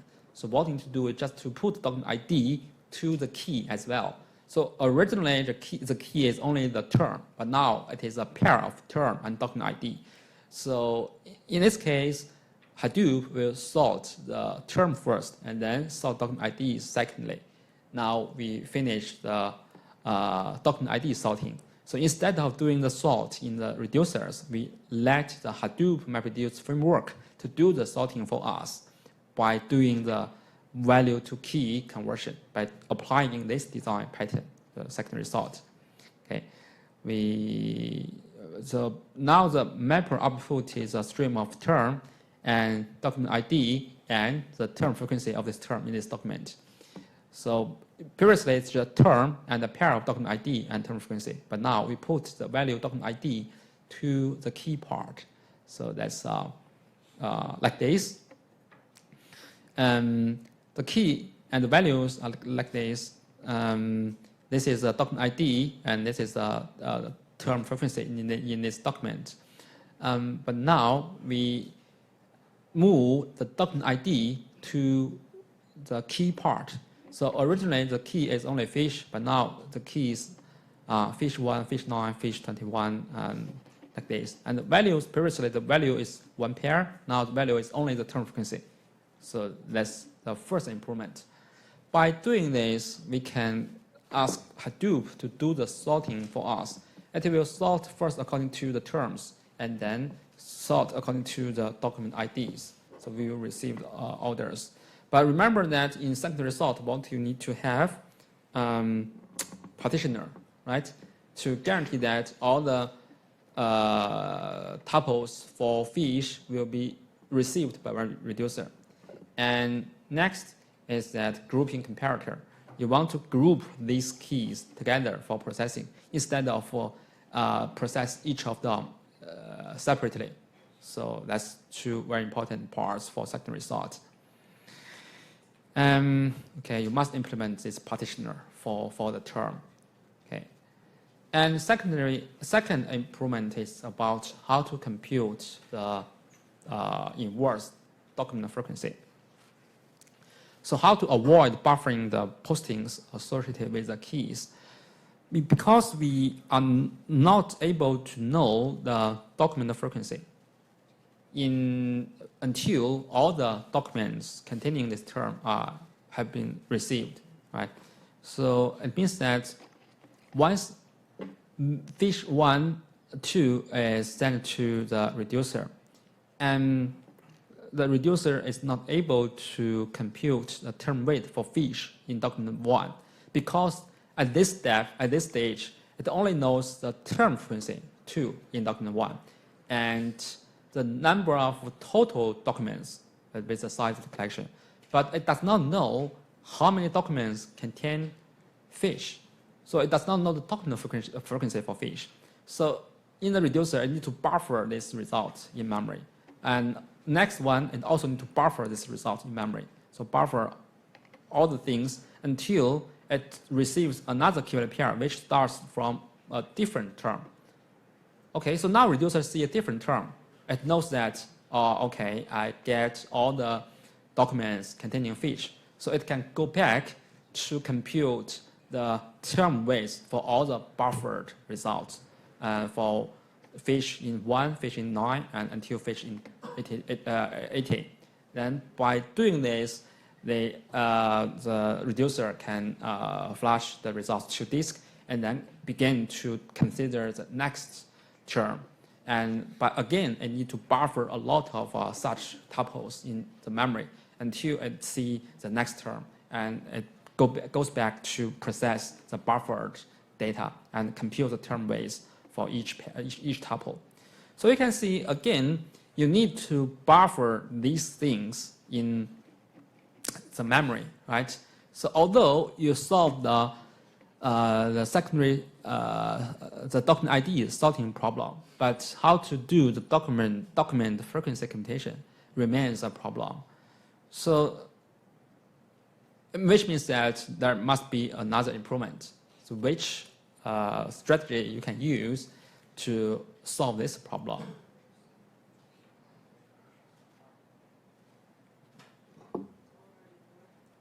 Yeah, that's correct, the order inversion. That's the third design pattern we have learned, order inversion. So in the order inversion, what we have learned is that about relative frequency, right? But because if you want to compute the relative frequency, you need to know the marginal, the dominator. But the problem is that before receiving all the relevant key value pairs, you are not able to know this sum. So that's why you need to define a special key. And the special key is emit from the mapper. So once co-occurrence for this term is met, and value 1 will be sent out, which contributes to the sum once. So in the reducer, it will receive this special key first. So now it gets the sum first. Okay, the sum is already obtained, and next, for each received keyword pair, just use the value and the sum to compute the relative frequency. So that's for the value to key conversion. And similarly in this problem, because it has some similar properties, similar features, here we want to know the document frequency, right? But the problem is that if we do this, we are not able to know the document frequency when we receive a keyword pair. So how we can do that? Again, we define a special key for term and star. So term star as a special key. And this is used to compute the document frequency, which means that in each document, once you meet one term, you emit a term star 1 to the reducer. So it means that this document contains this term, and this document contributes 1 to the document frequency for this term, right?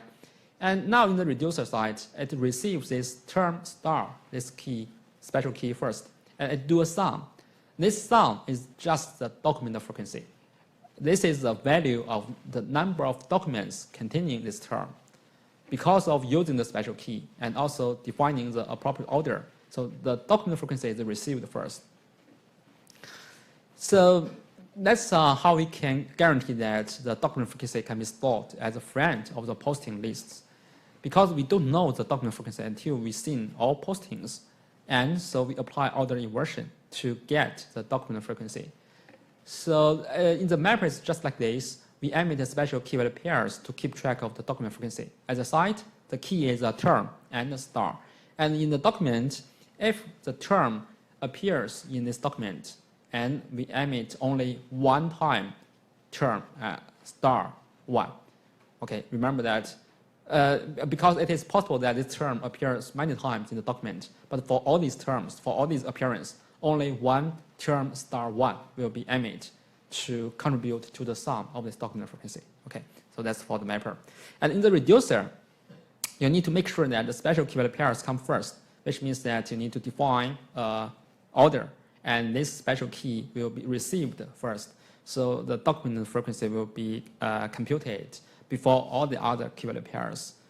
So that's a final solution. But remember that you all need to define partitioner because you need to guarantee that all the key value pairs for the same term must be received by the same reducer for processing. Okay, and so now the mapper is like this, given this document. Once we meet 1 fish, 2 fish, okay, so we compute fish 1 and 2, the document ID and term frequency. We also have a special key for the terms, fish star 1, 1 star 1, 2 star 1. So remember that although fish appears twice, but you need to guarantee that fish star 1 is only emit once. Okay, you need to, maybe you need to use some kind of hash table to check the repetition if the word has already been processed. And so anyway, by doing this in the mapper and in the reducer, it will receive this term star and 1 first.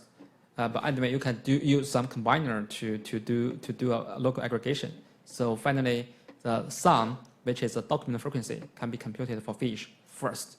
And next, after a key value pair is received, so now you can see what you have. You have the document ID, you have the term frequency. You also have the document frequency, which is already been computed before this key value pair is received.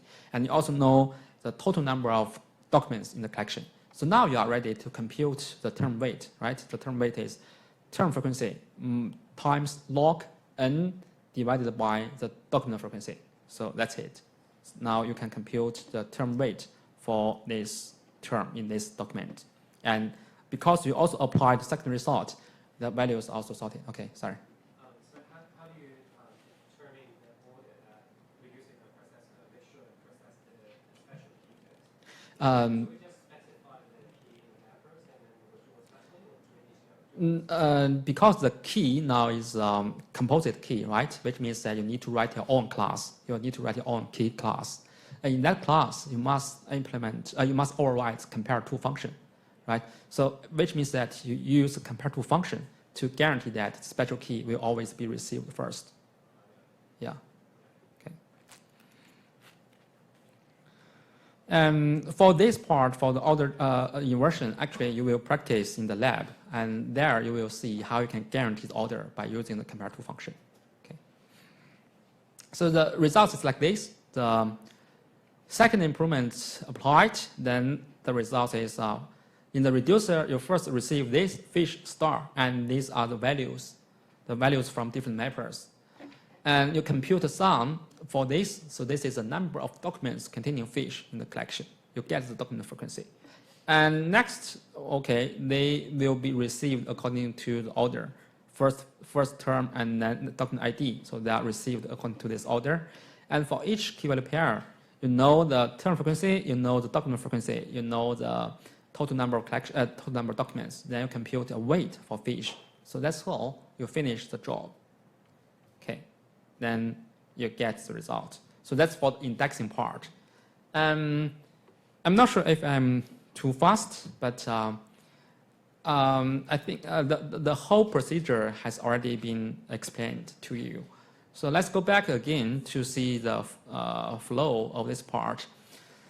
So first is about the problem, what we want to get. So we have document ID and document as input. And what we want to get is term T and the list of document pairs with document ID sorted with term weight of this term, the importance of the weight in this document. So that's the output we want to get. And because we need to, first, because the document ID must be sorted. So this is a secondary sort problem. So we use the value to key conversion to put document ID from the value to the key part. So that's for the first improvement. And next is because of the term weight computation. The term weight computation requires the term frequency. Well, that's easy because you already know the document. So term frequency can just be obtained from the document. And next is about the document frequency. So this is the tricky part because you are not able to know the document frequency until all the documents containing this term have been processed. So the reducer can only compute this until it sees all the documents containing this term, right? And as a result, we can apply, for the first, we apply the secondary sort, and for the second drawback, we apply the order inversion design pattern to solve this problem. To solve the problem that document frequency is unknown and when we see these key value pairs. So we emit a special key to compute the document frequency like this, the term and star, and this is a contribution of this document to the document frequency. And in the reducer, it will compute the document frequency first, and then it will receive the key value pairs, and then compute term weight for each document. And that's how you finish the index construction. Okay. Any questions? Yeah. If you're using like like this rank system, why the output of the reducer is sorted by the document ID? Okay. I think it should be sorted like the frequency or the rank score. No. It is because of in this example, maybe I didn't explain this clearly. So why it must be sorted from this query processing step? It is because only if the two lists are sorted, then you can use two pointers, move one by one to backwards. So this can guarantee that you use linear time to finish the query processing. But if they are not sorted, you cannot do this. You cannot finish this step by linear time. So the only reason is that this can help to improve the query processing performance. It can make the query processing faster. And this example is just for the Boolean retrieval, but actually similar in the ranked-based retrieval. You also need to have this order and to find the common documents and then compute the term weights and then accumulate the partial similarities to obtain the final similarities. So that's the reason. This MapReduce example just tells how to build the index Yeah. of document. Yeah. It's not relevant to the query match. So about the query processing is in the next step. As a side, index construction suitable, but for retrieval, it's not suitable for by using MapReduce, because the query retrieval needs real-time processing. After the user sends the query to the system, you need to be able to return the result to the user almost instantly, right? Maybe 1 second.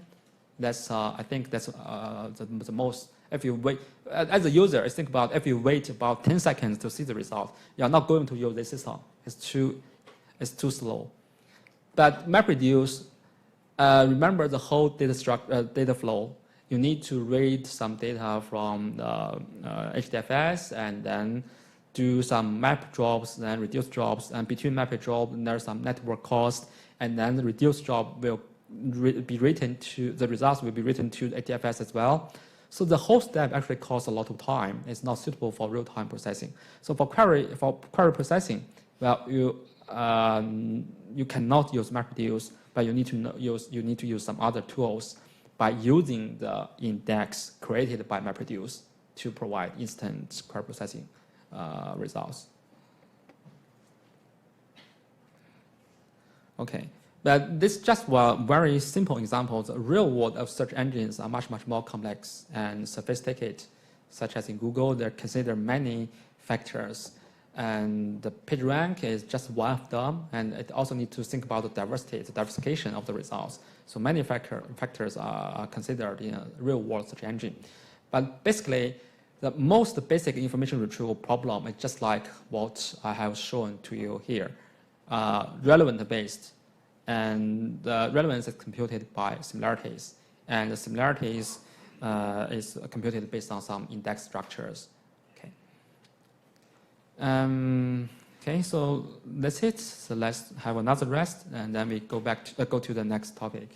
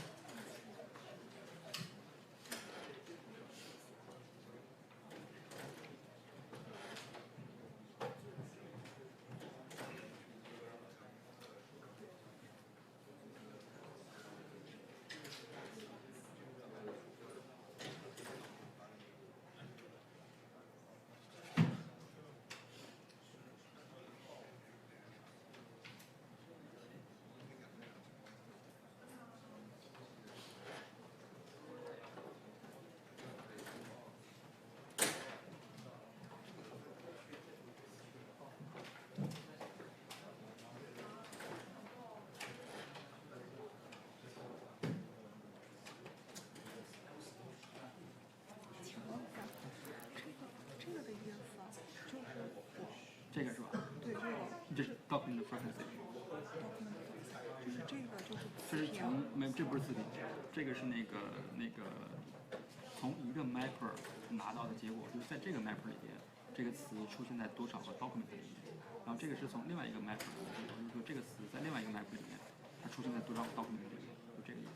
然后再把它们合起来一加，就是说这个词到底出现在整个数据集里面出现在多少个 document 里面。所以，比如说这是一个 document， 然后这第一页、第九页。不，这是第一个 document， 这是第9个 document， 这是第21个 document。一个 document 是一个文本。一个文本，然后这个在一个文本就出现2次。对。然后，那这个在第一个文本里面为什么出现了21次？它不是在第一个文本里面，它是在第一个 mapper 收到了这么多文本里面。然后要考虑 mapper 的结构，就是说一个 mapper 要处理很多个文本。然后是在它被 assign 到这些文本里面，它有21个是 contain 的 fish 的这个词，是这个意思。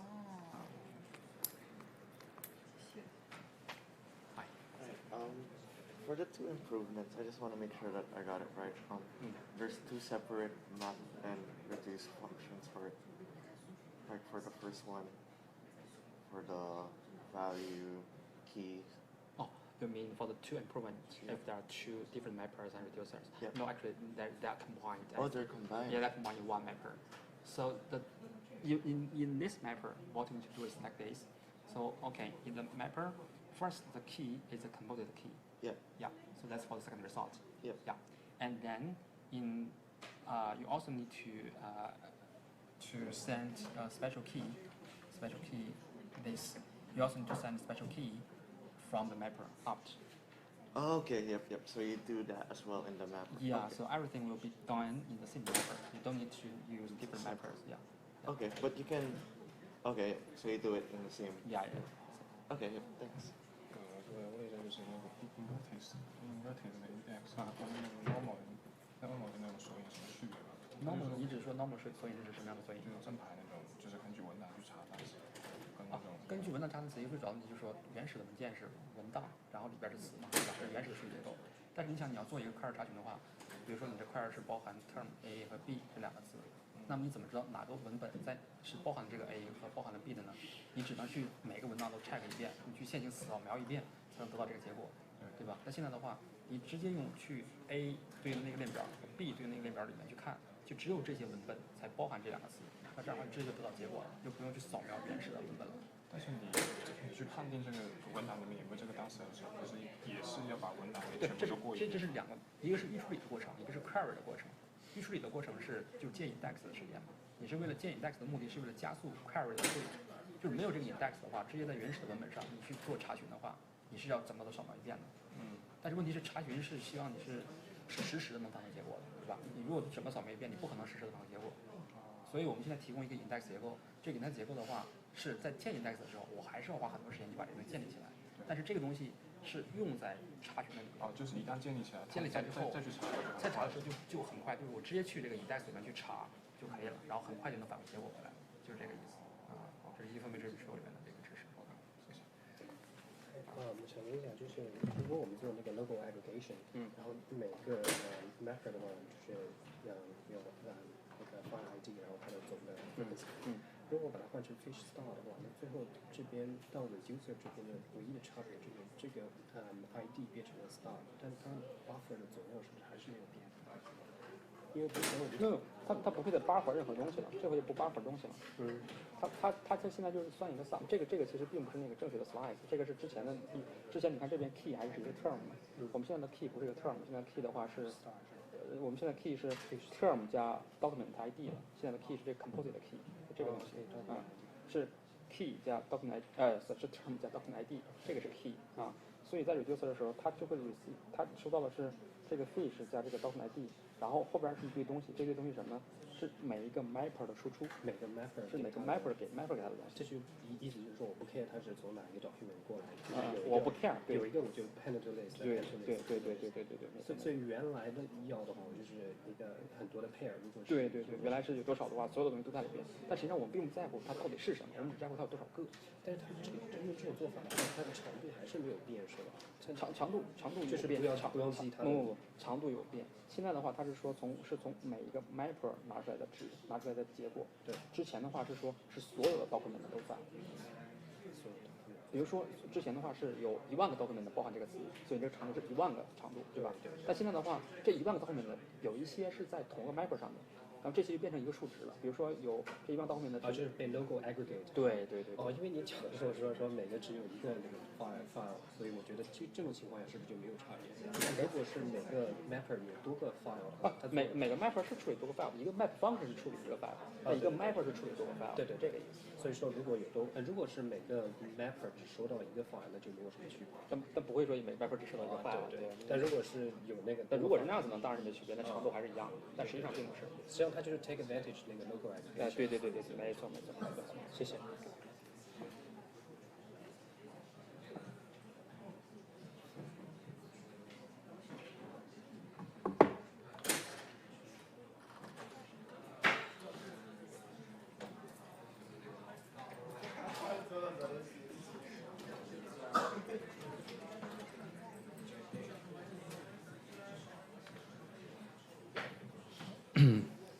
Okay, so now this is the last part of MapReduce, because this is the last lecture for MapReduce, and the last part is I will give you some problems, and these problems are from previous exams, so you can see if you can solve them by yourself at this stage. Okay, but before that, I will introduce some other useful topics which will be used in the next project. Okay, so MapReduce counters. This concept will be used in your second project. And so here I will only introduce the ideas, but how to implement the counters when you will practice when you do the project. So MapReduce counters idea is that because for MapReduce it is a distributed computing environment, right? So it is not easy to share some global variable For on one node, so you have a value for this variable, but it's not easy to let the other computer, another node, to know the value for this variable. It's just because of this difficulty of sharing variables that MapReduce provides these counters. So you can think about counters as a global variable for the entire cluster, for the environment. And it is used to gather the statistics and such as for quality control to count invalid records, or for some application level statistics to get some statistics from the processing, and also for problem diagnostics, and try to use counters to gather the statistics instead of using log files. So that's a major objective of counters to gather some information from during the processing. Okay, and this framework provides a set of built-in metrics. So, for example, so how many bytes have been processed for input and output, and you can get this by using the built-in counters provided by MapReduce. And you can also create your own counters to do some statistics for your own application, such as the number of records consumed or the number of errors or warnings, something like this.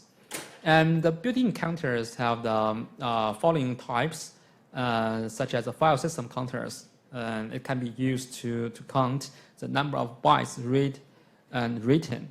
And also for job counters can be used to count the document's number of map and reduce tasks launched, also the number of failed tasks. So by read the value from these counters, you can see the details of the implementation of your MapReduce program, and in the system, in the framework, how it is executed.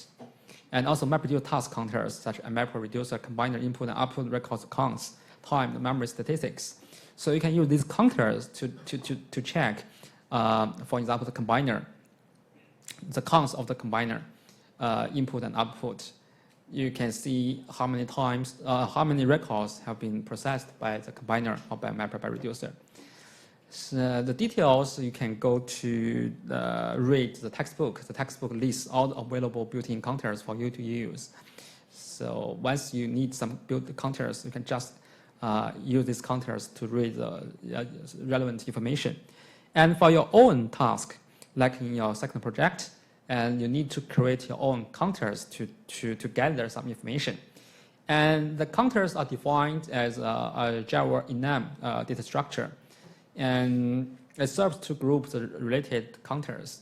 So for example, in temperature, assume what we want to do is to count the missing records or the malformed records in the temperature data set. So we define counter by using the enum data type, temperature. We have two types of counters, missing and malformed. And we have the increment counters in reducer and mapper classes. The counters are global. So as a side, you can just think of the counters as global environments. So different nodes can access this variable and operate this variable, such as to add some increment that increase the value of this variable.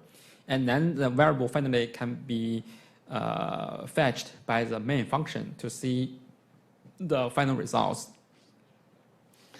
Here is a detailed example of how to implement the user-defined counters. So after defining the enum data type, then we can retrieve counter from the context object. And the framework will inject the context object into the map and reduce methods. So this is one piece of code for dealing with temperature record. So for example, we have a parser. So we pass the temperature record, a very long line. So in the parser, first we will check if it is a valid temperature. And then if so, we will get the temperature and we write the year and temperature.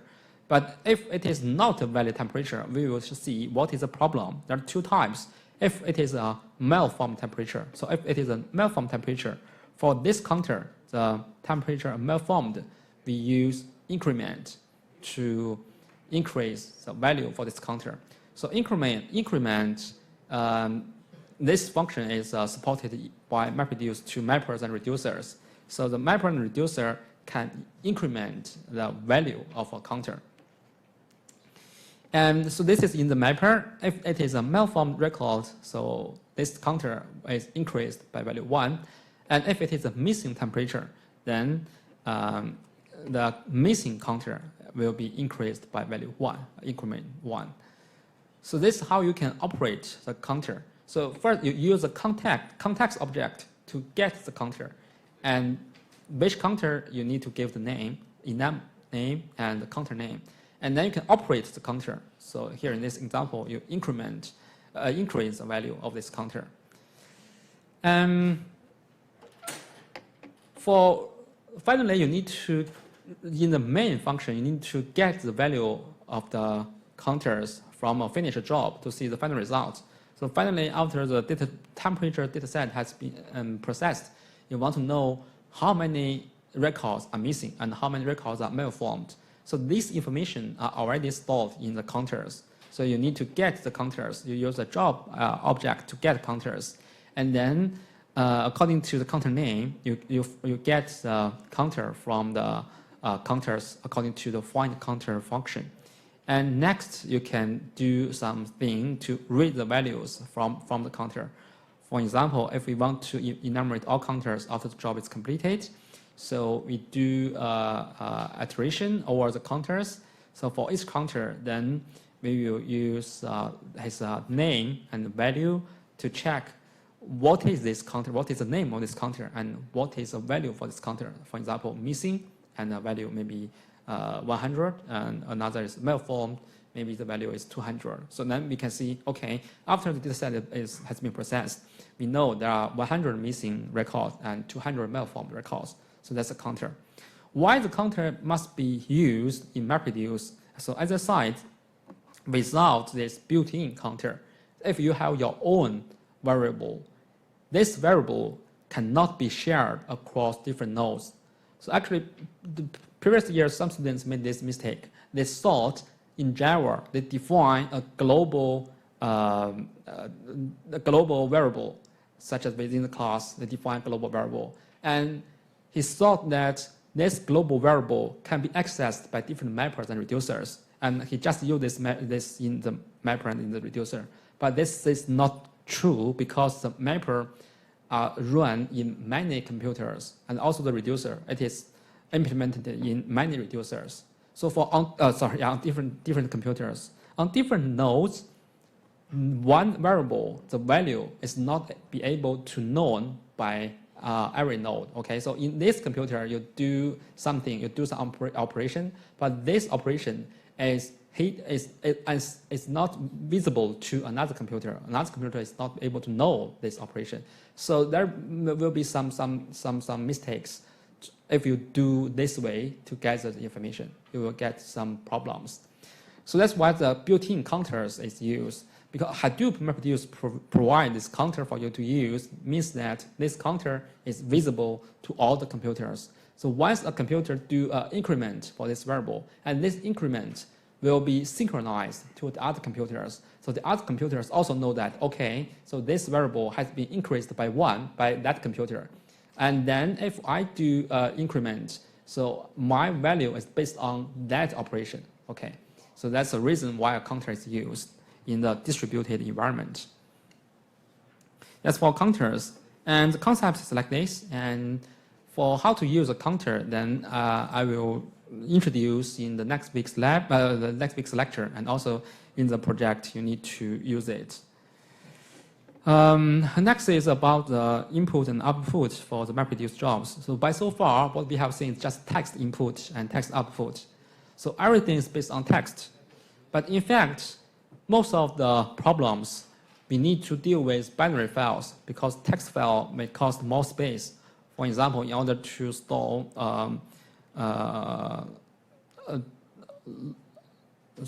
temperature, for example, for this temperature, maybe you need to use a long string to store this temperature. But if you use a double or float variable to store this temperature, just 4 bytes or 8 bytes, that's already enough. So normally binary file will be used in many problems. So this means that you cannot use the current method to do the input, to read the input, and to write the output. So as a result, if you use sequence file or the binary file, in MapReduce, you need to do some configuration. You need to set input format class by sequence file output format. So by default, this is text file output format. But if you do not use text file, you need to explicitly specify the class name here, the set input format class. And also for the output format class, oh, sorry, I made a mistake. This should be sequence file input format class. And this is the sequence file output format class. And in MapReduce, by default, it's a text input format. So that's what we have used by so far. And that's why we never configure set input format class and set output format class, because it is we use the default one. But if you use binary file, remember to do the configurations. And for the input formats in MapReduce, we have many useful classes for you to use to define your own way to read the inputs. So in the lab, also for the word count problem, what we have done so far is that we have a large text file, right? And then this text file may be split into different chunks. And each line will be processed by one web function. So that's what we do now, right? But you can consider, actually, many times, the operation unit is just not one line. Maybe several lines are based on format, for example, XML or JSON or some other format, right? So you need to deal with one JSON object or one XML part, or HTML, you need to deal with one HTML page. So you need to read several lines into memory for one web function instead of one line. So these several lines serves as the minimum operation unit.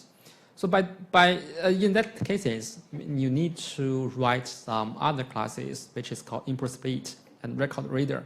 So in these classes, you need to tell how to MapReduce how to read the records from the input data. So currently what we use is called line record reader. So line record reader will read each line from the text file, and this line will be processed by one map function. So that's the default line record reader for the text input format. So the input split, this is class is to define how large a chunk is, how to deal with a chunk by a single map. So each split is divided into records, and the split is just a reference to the data, but it does not contain input data. So the class is like this. It extends the readable interface, and get lines is to get the size of the chunk, get locations is to get where it starts.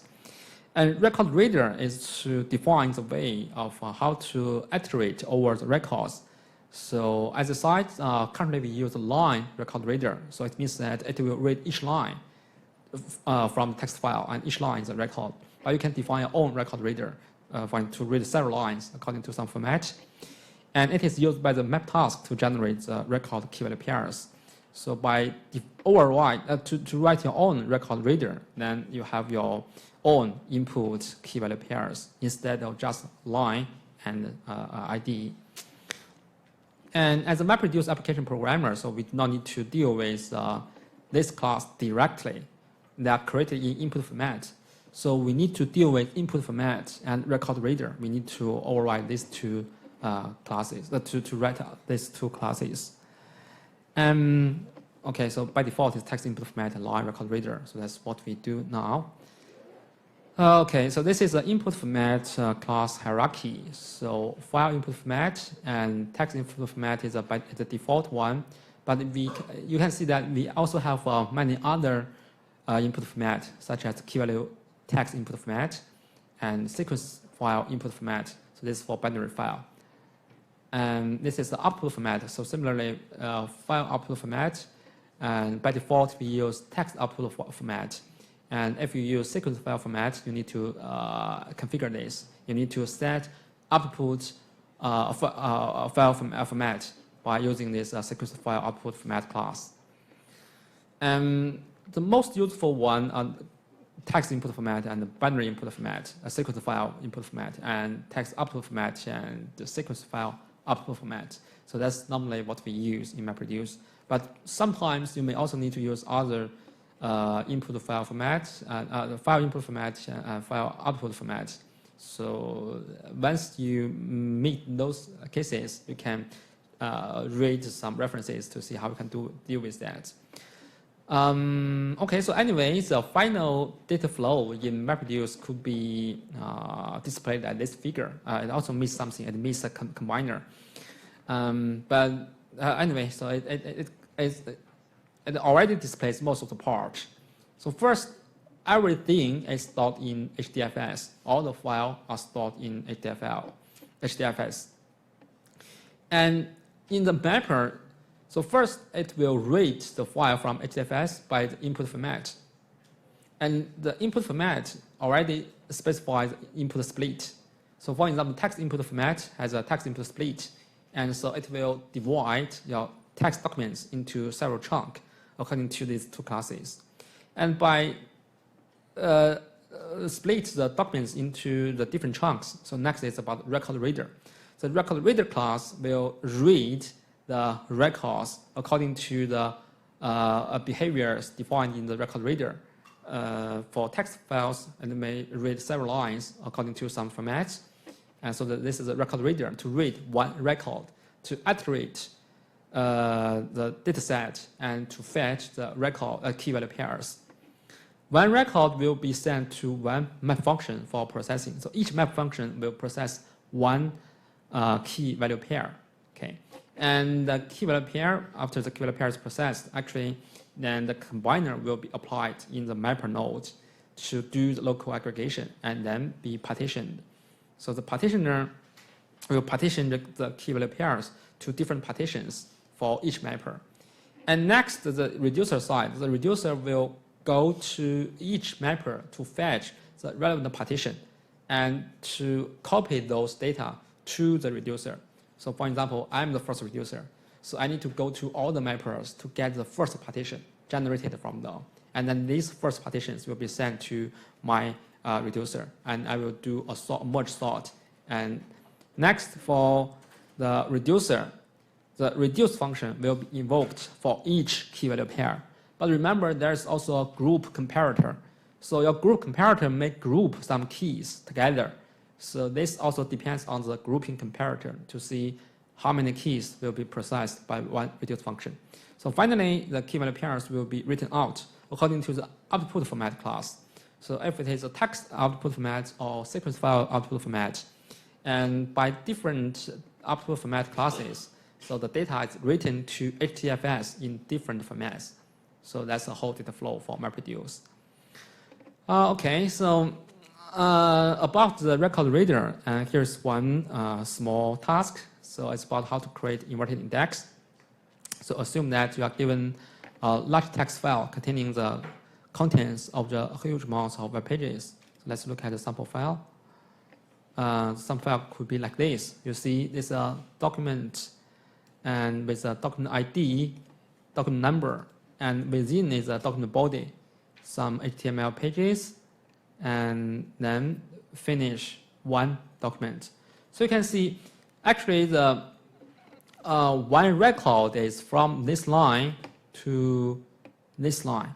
So you need to read several lines into memory for one map function, right? Instead of one line, one map function. So these lines must be read together and then processed by one map function. And next, you meet another doc identifier.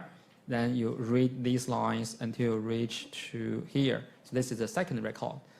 So what you need to do is to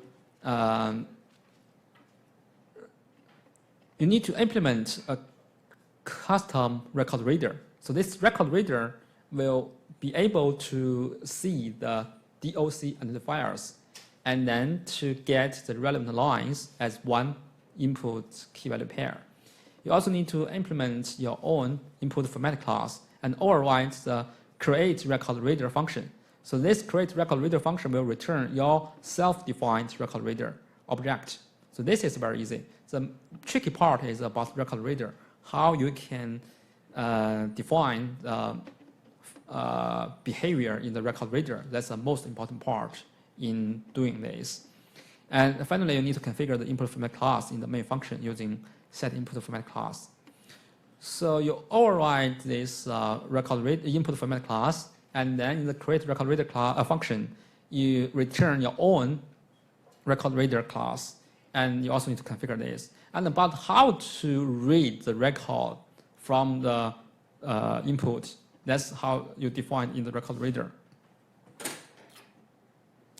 So you can try to finish this task by using this sample file and create a very simple inverted index. So that's a very small task. You can see if you can do this on your own. You need to read some documents and write the code. And for MapReduce, in this lecture, we use Java to write MapReduce jobs, but obviously there are many other ways. You can use streaming, and by using this way, you can use other languages such as C#, Python, JavaScript, and you can also use pipes, often use C++, and also use some high-level tools such as Hive and Pig. So you write some tasks in high-level languages, such as SQL-like language, and then they will be compiled to MapReduce jobs. And in the low level, it's still MapReduce jobs. How to set the number of mappers and reducers, that's also a tricky part. Normally, you cannot control the number of mappers because it depends on the data. So it depends on how many input chunks your data is split into.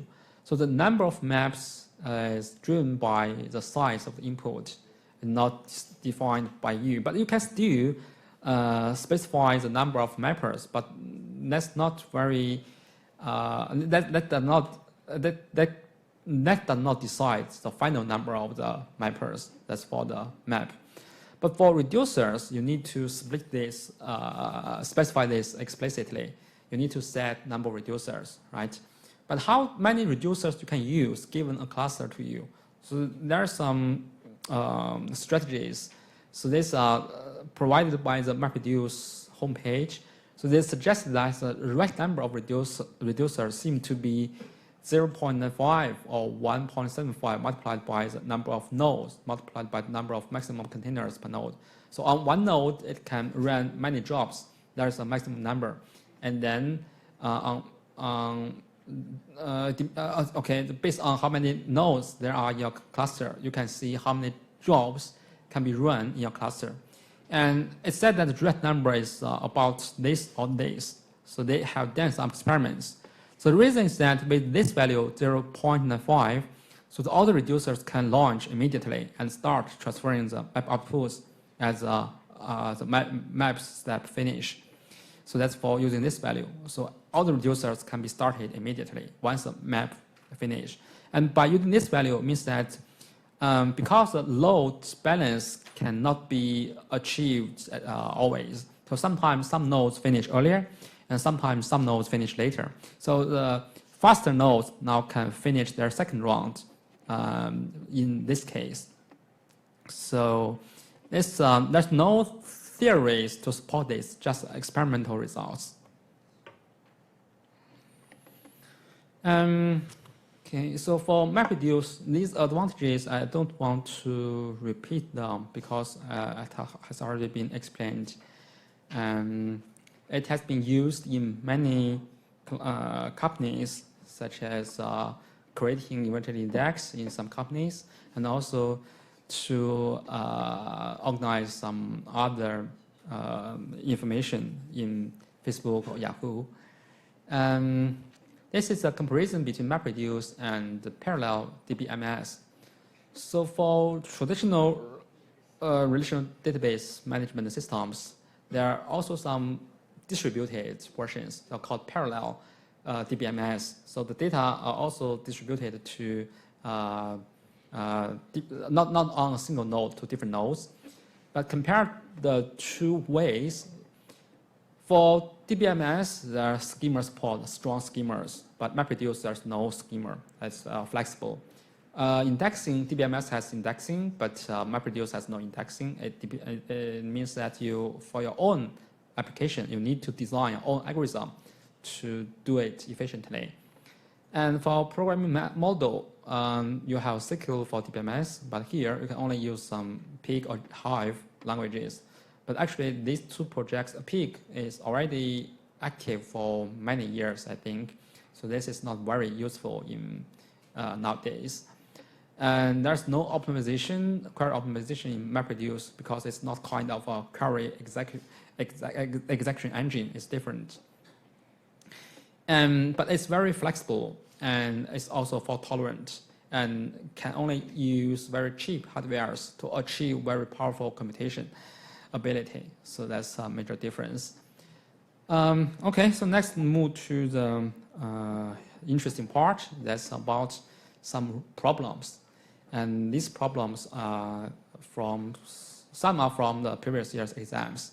Okay, so each of them I'll give you some time to solve it, to see if you can get some idea for it. The first problem is to count the total enrollments of two specified courses. So you have input files is a list of students and with their enrolled courses. For example, each student has a list of courses enrolled. And now the question is that given two courses, for example, CYP 9313 or CYP 9318, how many students have enrolled in the two courses? Okay, that's input, output. The output should be like, the output should be like the course name and the number of students. So how we can use MapReduce to solve this problem? Give you 1 minute to think about it.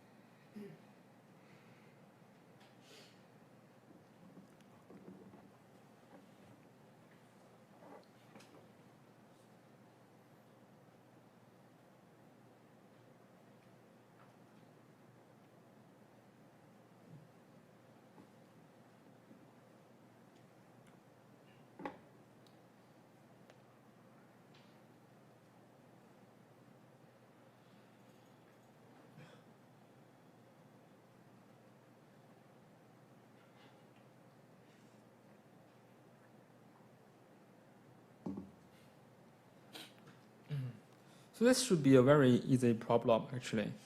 And so I think most of you can get some idea.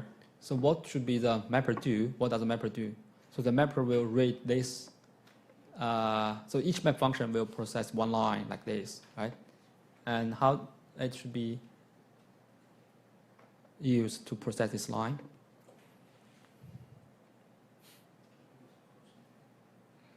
So it should emit some keyword pairs, right? So what kind of keyword pairs should be emitted by this mapper for this problem? Yeah, the key is course ID, and the value is so the value is just 1. Yeah, so it's actually it's just like a word count, or kind of word count. So you can think about this is not word count as a inverted index actually, but we only care about how many documents contain this term instead of list of documents, right? For each line, we get one course name, right? So the course name will be the key, and then we know there's one enrollment for this course, so we have value 1 for this course. And for another course, okay, we do the similar things. This course ID as a key and the value 1 as a value. And that's a mapper. And the reducer, okay, so the reducer will get a list of a list of keys for this ID, for this course ID. And you just need to do a sum aggregation. Then that's all. You count the enrollment, the total enrollment for this course. So that's it. And there are some also other causes, and you can check in the reducer if the causes the cause you need to compute. If it's not in one of the two causes, you just discard them. So that's it. Or you can also do this in the mapper. So in the mapper, you can check if the cause is relevant. For example, here, if this cause is relevant, you just discard this value. So this cannot be sent to the reducer. So this is a more efficient way. Okay. So this should be a very easy task. So any question? If no, then I move to the next one. So let's remove the duplicate record. So we have a list of records, and your task is to remove the duplicate one. So for example, this one and this one, they are duplicate because they are, both the keys and the values are the same. And your task is to read the input and then generate the output containing distinct records. So that's a task. Another 1 minute. What is a mapper and what is a reducer?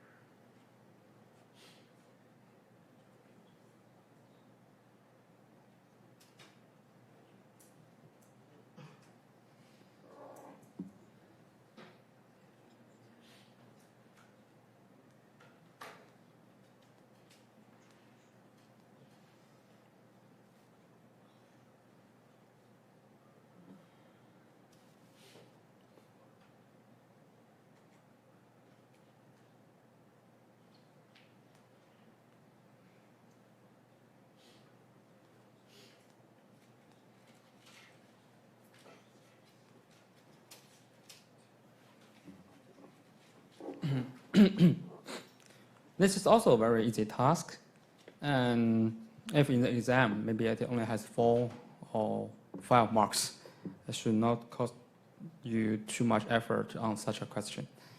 The objective is to remove duplicates, right?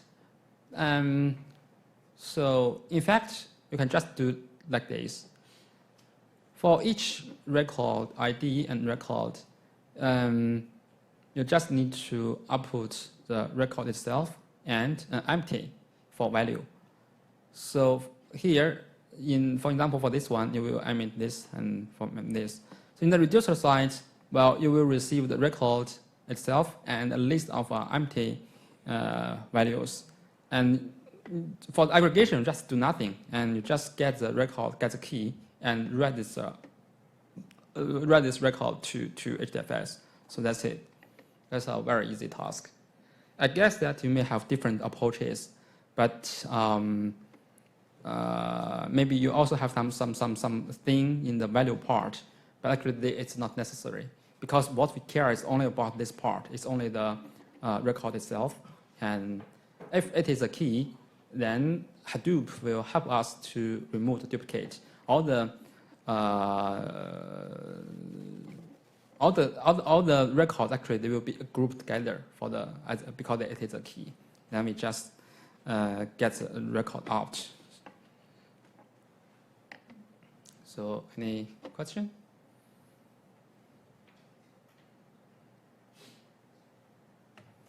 Okay. Now let's move more difficult one. This is a little bit more Let me check. Yeah, this is more difficult and complicated. So now we have a huge log file in the for each transaction. So each line in the log is like user ID, user, and product ID is product, and the price, and when the user purchased this product. So 4 tuples: user, product, price, and time. Now your task is to use MapReduce to find the top five expensive products purchased by each user in 1 year, in 2016 or 2017 or 2018. So this is an exam question in 2016. Okay. This problem, you need to think about the efficiency. So you have different ways, you have different algorithms to solve this problem, but the final marks depends on how efficient your algorithm is. So efficiency is also an issue in this problem.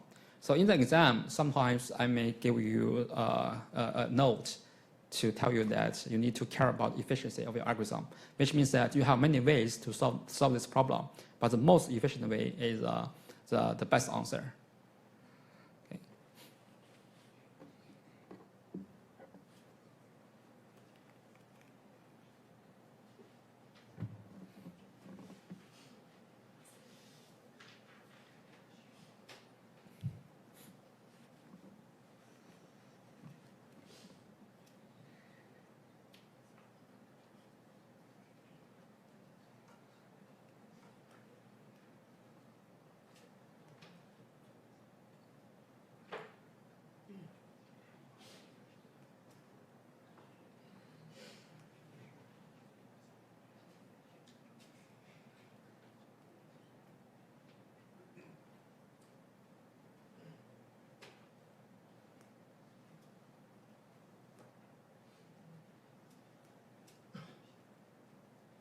So we can use the value to keep method. First sort the time and then sort the price. Now the time is not necessary to be sorted. So time is just like a filter. You have based on the time to filter after the results, not in 2016. But the value to key is correct because it's you see the top 5 expensive, which means that you need to sort the price. Yeah, so you need to first get the user ID, this is the key, and also put the price into the key. So the key is user ID and price. And time, this is just a filter. You check whether this transaction happens in this year. If not, just discard it. If yes, you process it. And so that's one part. Okay, so by doing this value to key conversion, and it means that in the reducer, well, all the transactions are sorted, right? First sorted by user ID, and then sorted by price, and then in the reducer, you select the top 5. So that's it, right? Okay, that's a solution. But as a sign, efficiency is very important. It's still not the most efficient way. Why I said that? Because all the transactions are sent to the reducer, and the reducer needs to select the top 5 for this user. But in fact, it's not possible to send, it's not necessary to send all the transactions for this user to the reducer. A lot of transactions to the reducer, you send to the reducer, actually they are not useful, right? Because only top 5 need to be selected finally. So you need to think about to do some kind of local aggregation. Yeah. So, yeah, that's correct. So you need to select top 5 locally first. And then these top 5 are sent to the reducer. And the reducer will select the top 5 from these local top files, then to get the results. So that's a better solution. So in this case, we only got one log file. What if we have a lot of log files, then we have a lot of matters, so we cannot just emit the best top 5 in one network that won't fit for the in the reducer, right? So you mean you have many log files, right? Yeah, in that case, your local top 5 is not going to be the global top 5. No, your local top 5 is never the global top 5. The local type file is just a local top file. But it means that if some transactions are not local top file, then they are not also not a global top file, right? So they are not useful they are not necessary to be sent to the reducer. So that's why I said only local top files are necessary to be sent to the reducer. Makes sense, but I mean, in that case, this doesn't work properly. What do you mean by it doesn't work?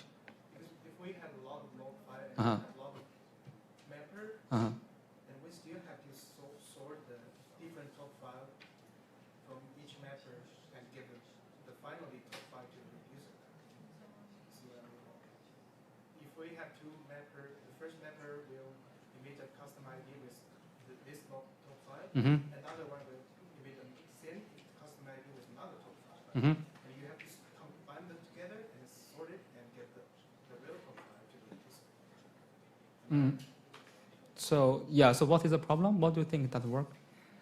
I still can't get it. Yeah, but we don't have a sort phase in this case, so again, we will discuss after class or something. Okay, sorry, I didn't quite get your question. So the major idea is that you don't need to send all the transactions for this user in 2016 to this reducer to select the top file. You do a local top file computation. So that's a major idea. But for how to compute the local top file, you also have different ways. You can use combiner, actually. You can also use in-mapper combining. So that's what I wrote here. You use an associative array. And for this associative array, you only keep track of the top file, local top file for each user in this mapper. And then finally, in the cleanup function, you emit the local top file to reducer. So that's for the mapper. And in the reducer, okay, you get the list of queues, the list of top files, then you do aggregation, select the final top file. So that's a idea of this problem. Okay, so any question? Or you have a better algorithm, more efficient algorithm?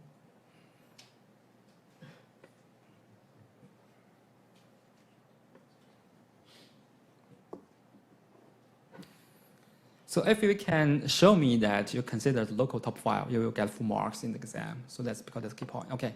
Question, so what is the key for the output of the mapper? Is that the user ID and the list of price, or is it just the user ID? Yeah, it's a user ID. In this algorithm, it's just user ID. It's a key, and the value is the top file for each user.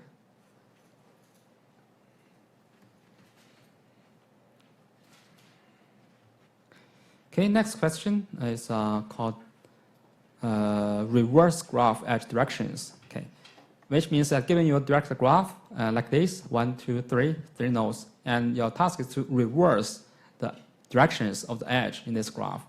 So the input format is in adjacent list. For this graph, the adjacent list is 3, and it points to 1 and 2. 3 points to 1, 2, and 1 points to 2 and 3. And 2 has no outgoing neighbors, so it's empty. And this is the adjacent list for this graph. And your task to convert this graph to this one, from this adjacent list, you generate 1, point to 3, 2, point to 1, 3, and 3, point to 1. Okay, so that's your task. And also the node IDs in the output values must be sorted. Okay. But from here, you could see that it is secondary sort, right? So that's very obvious. And how we can do this? So what does the mapper do, and what does the reducer do?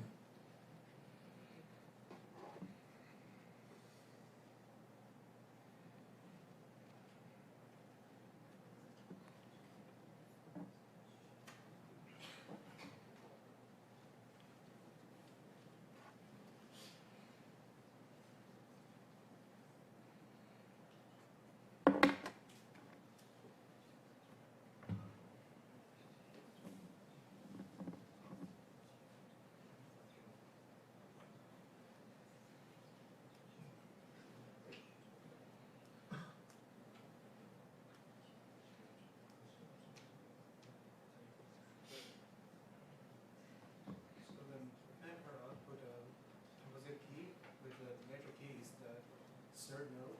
Mm-hmm. And the composite, and the other thing is the first node, and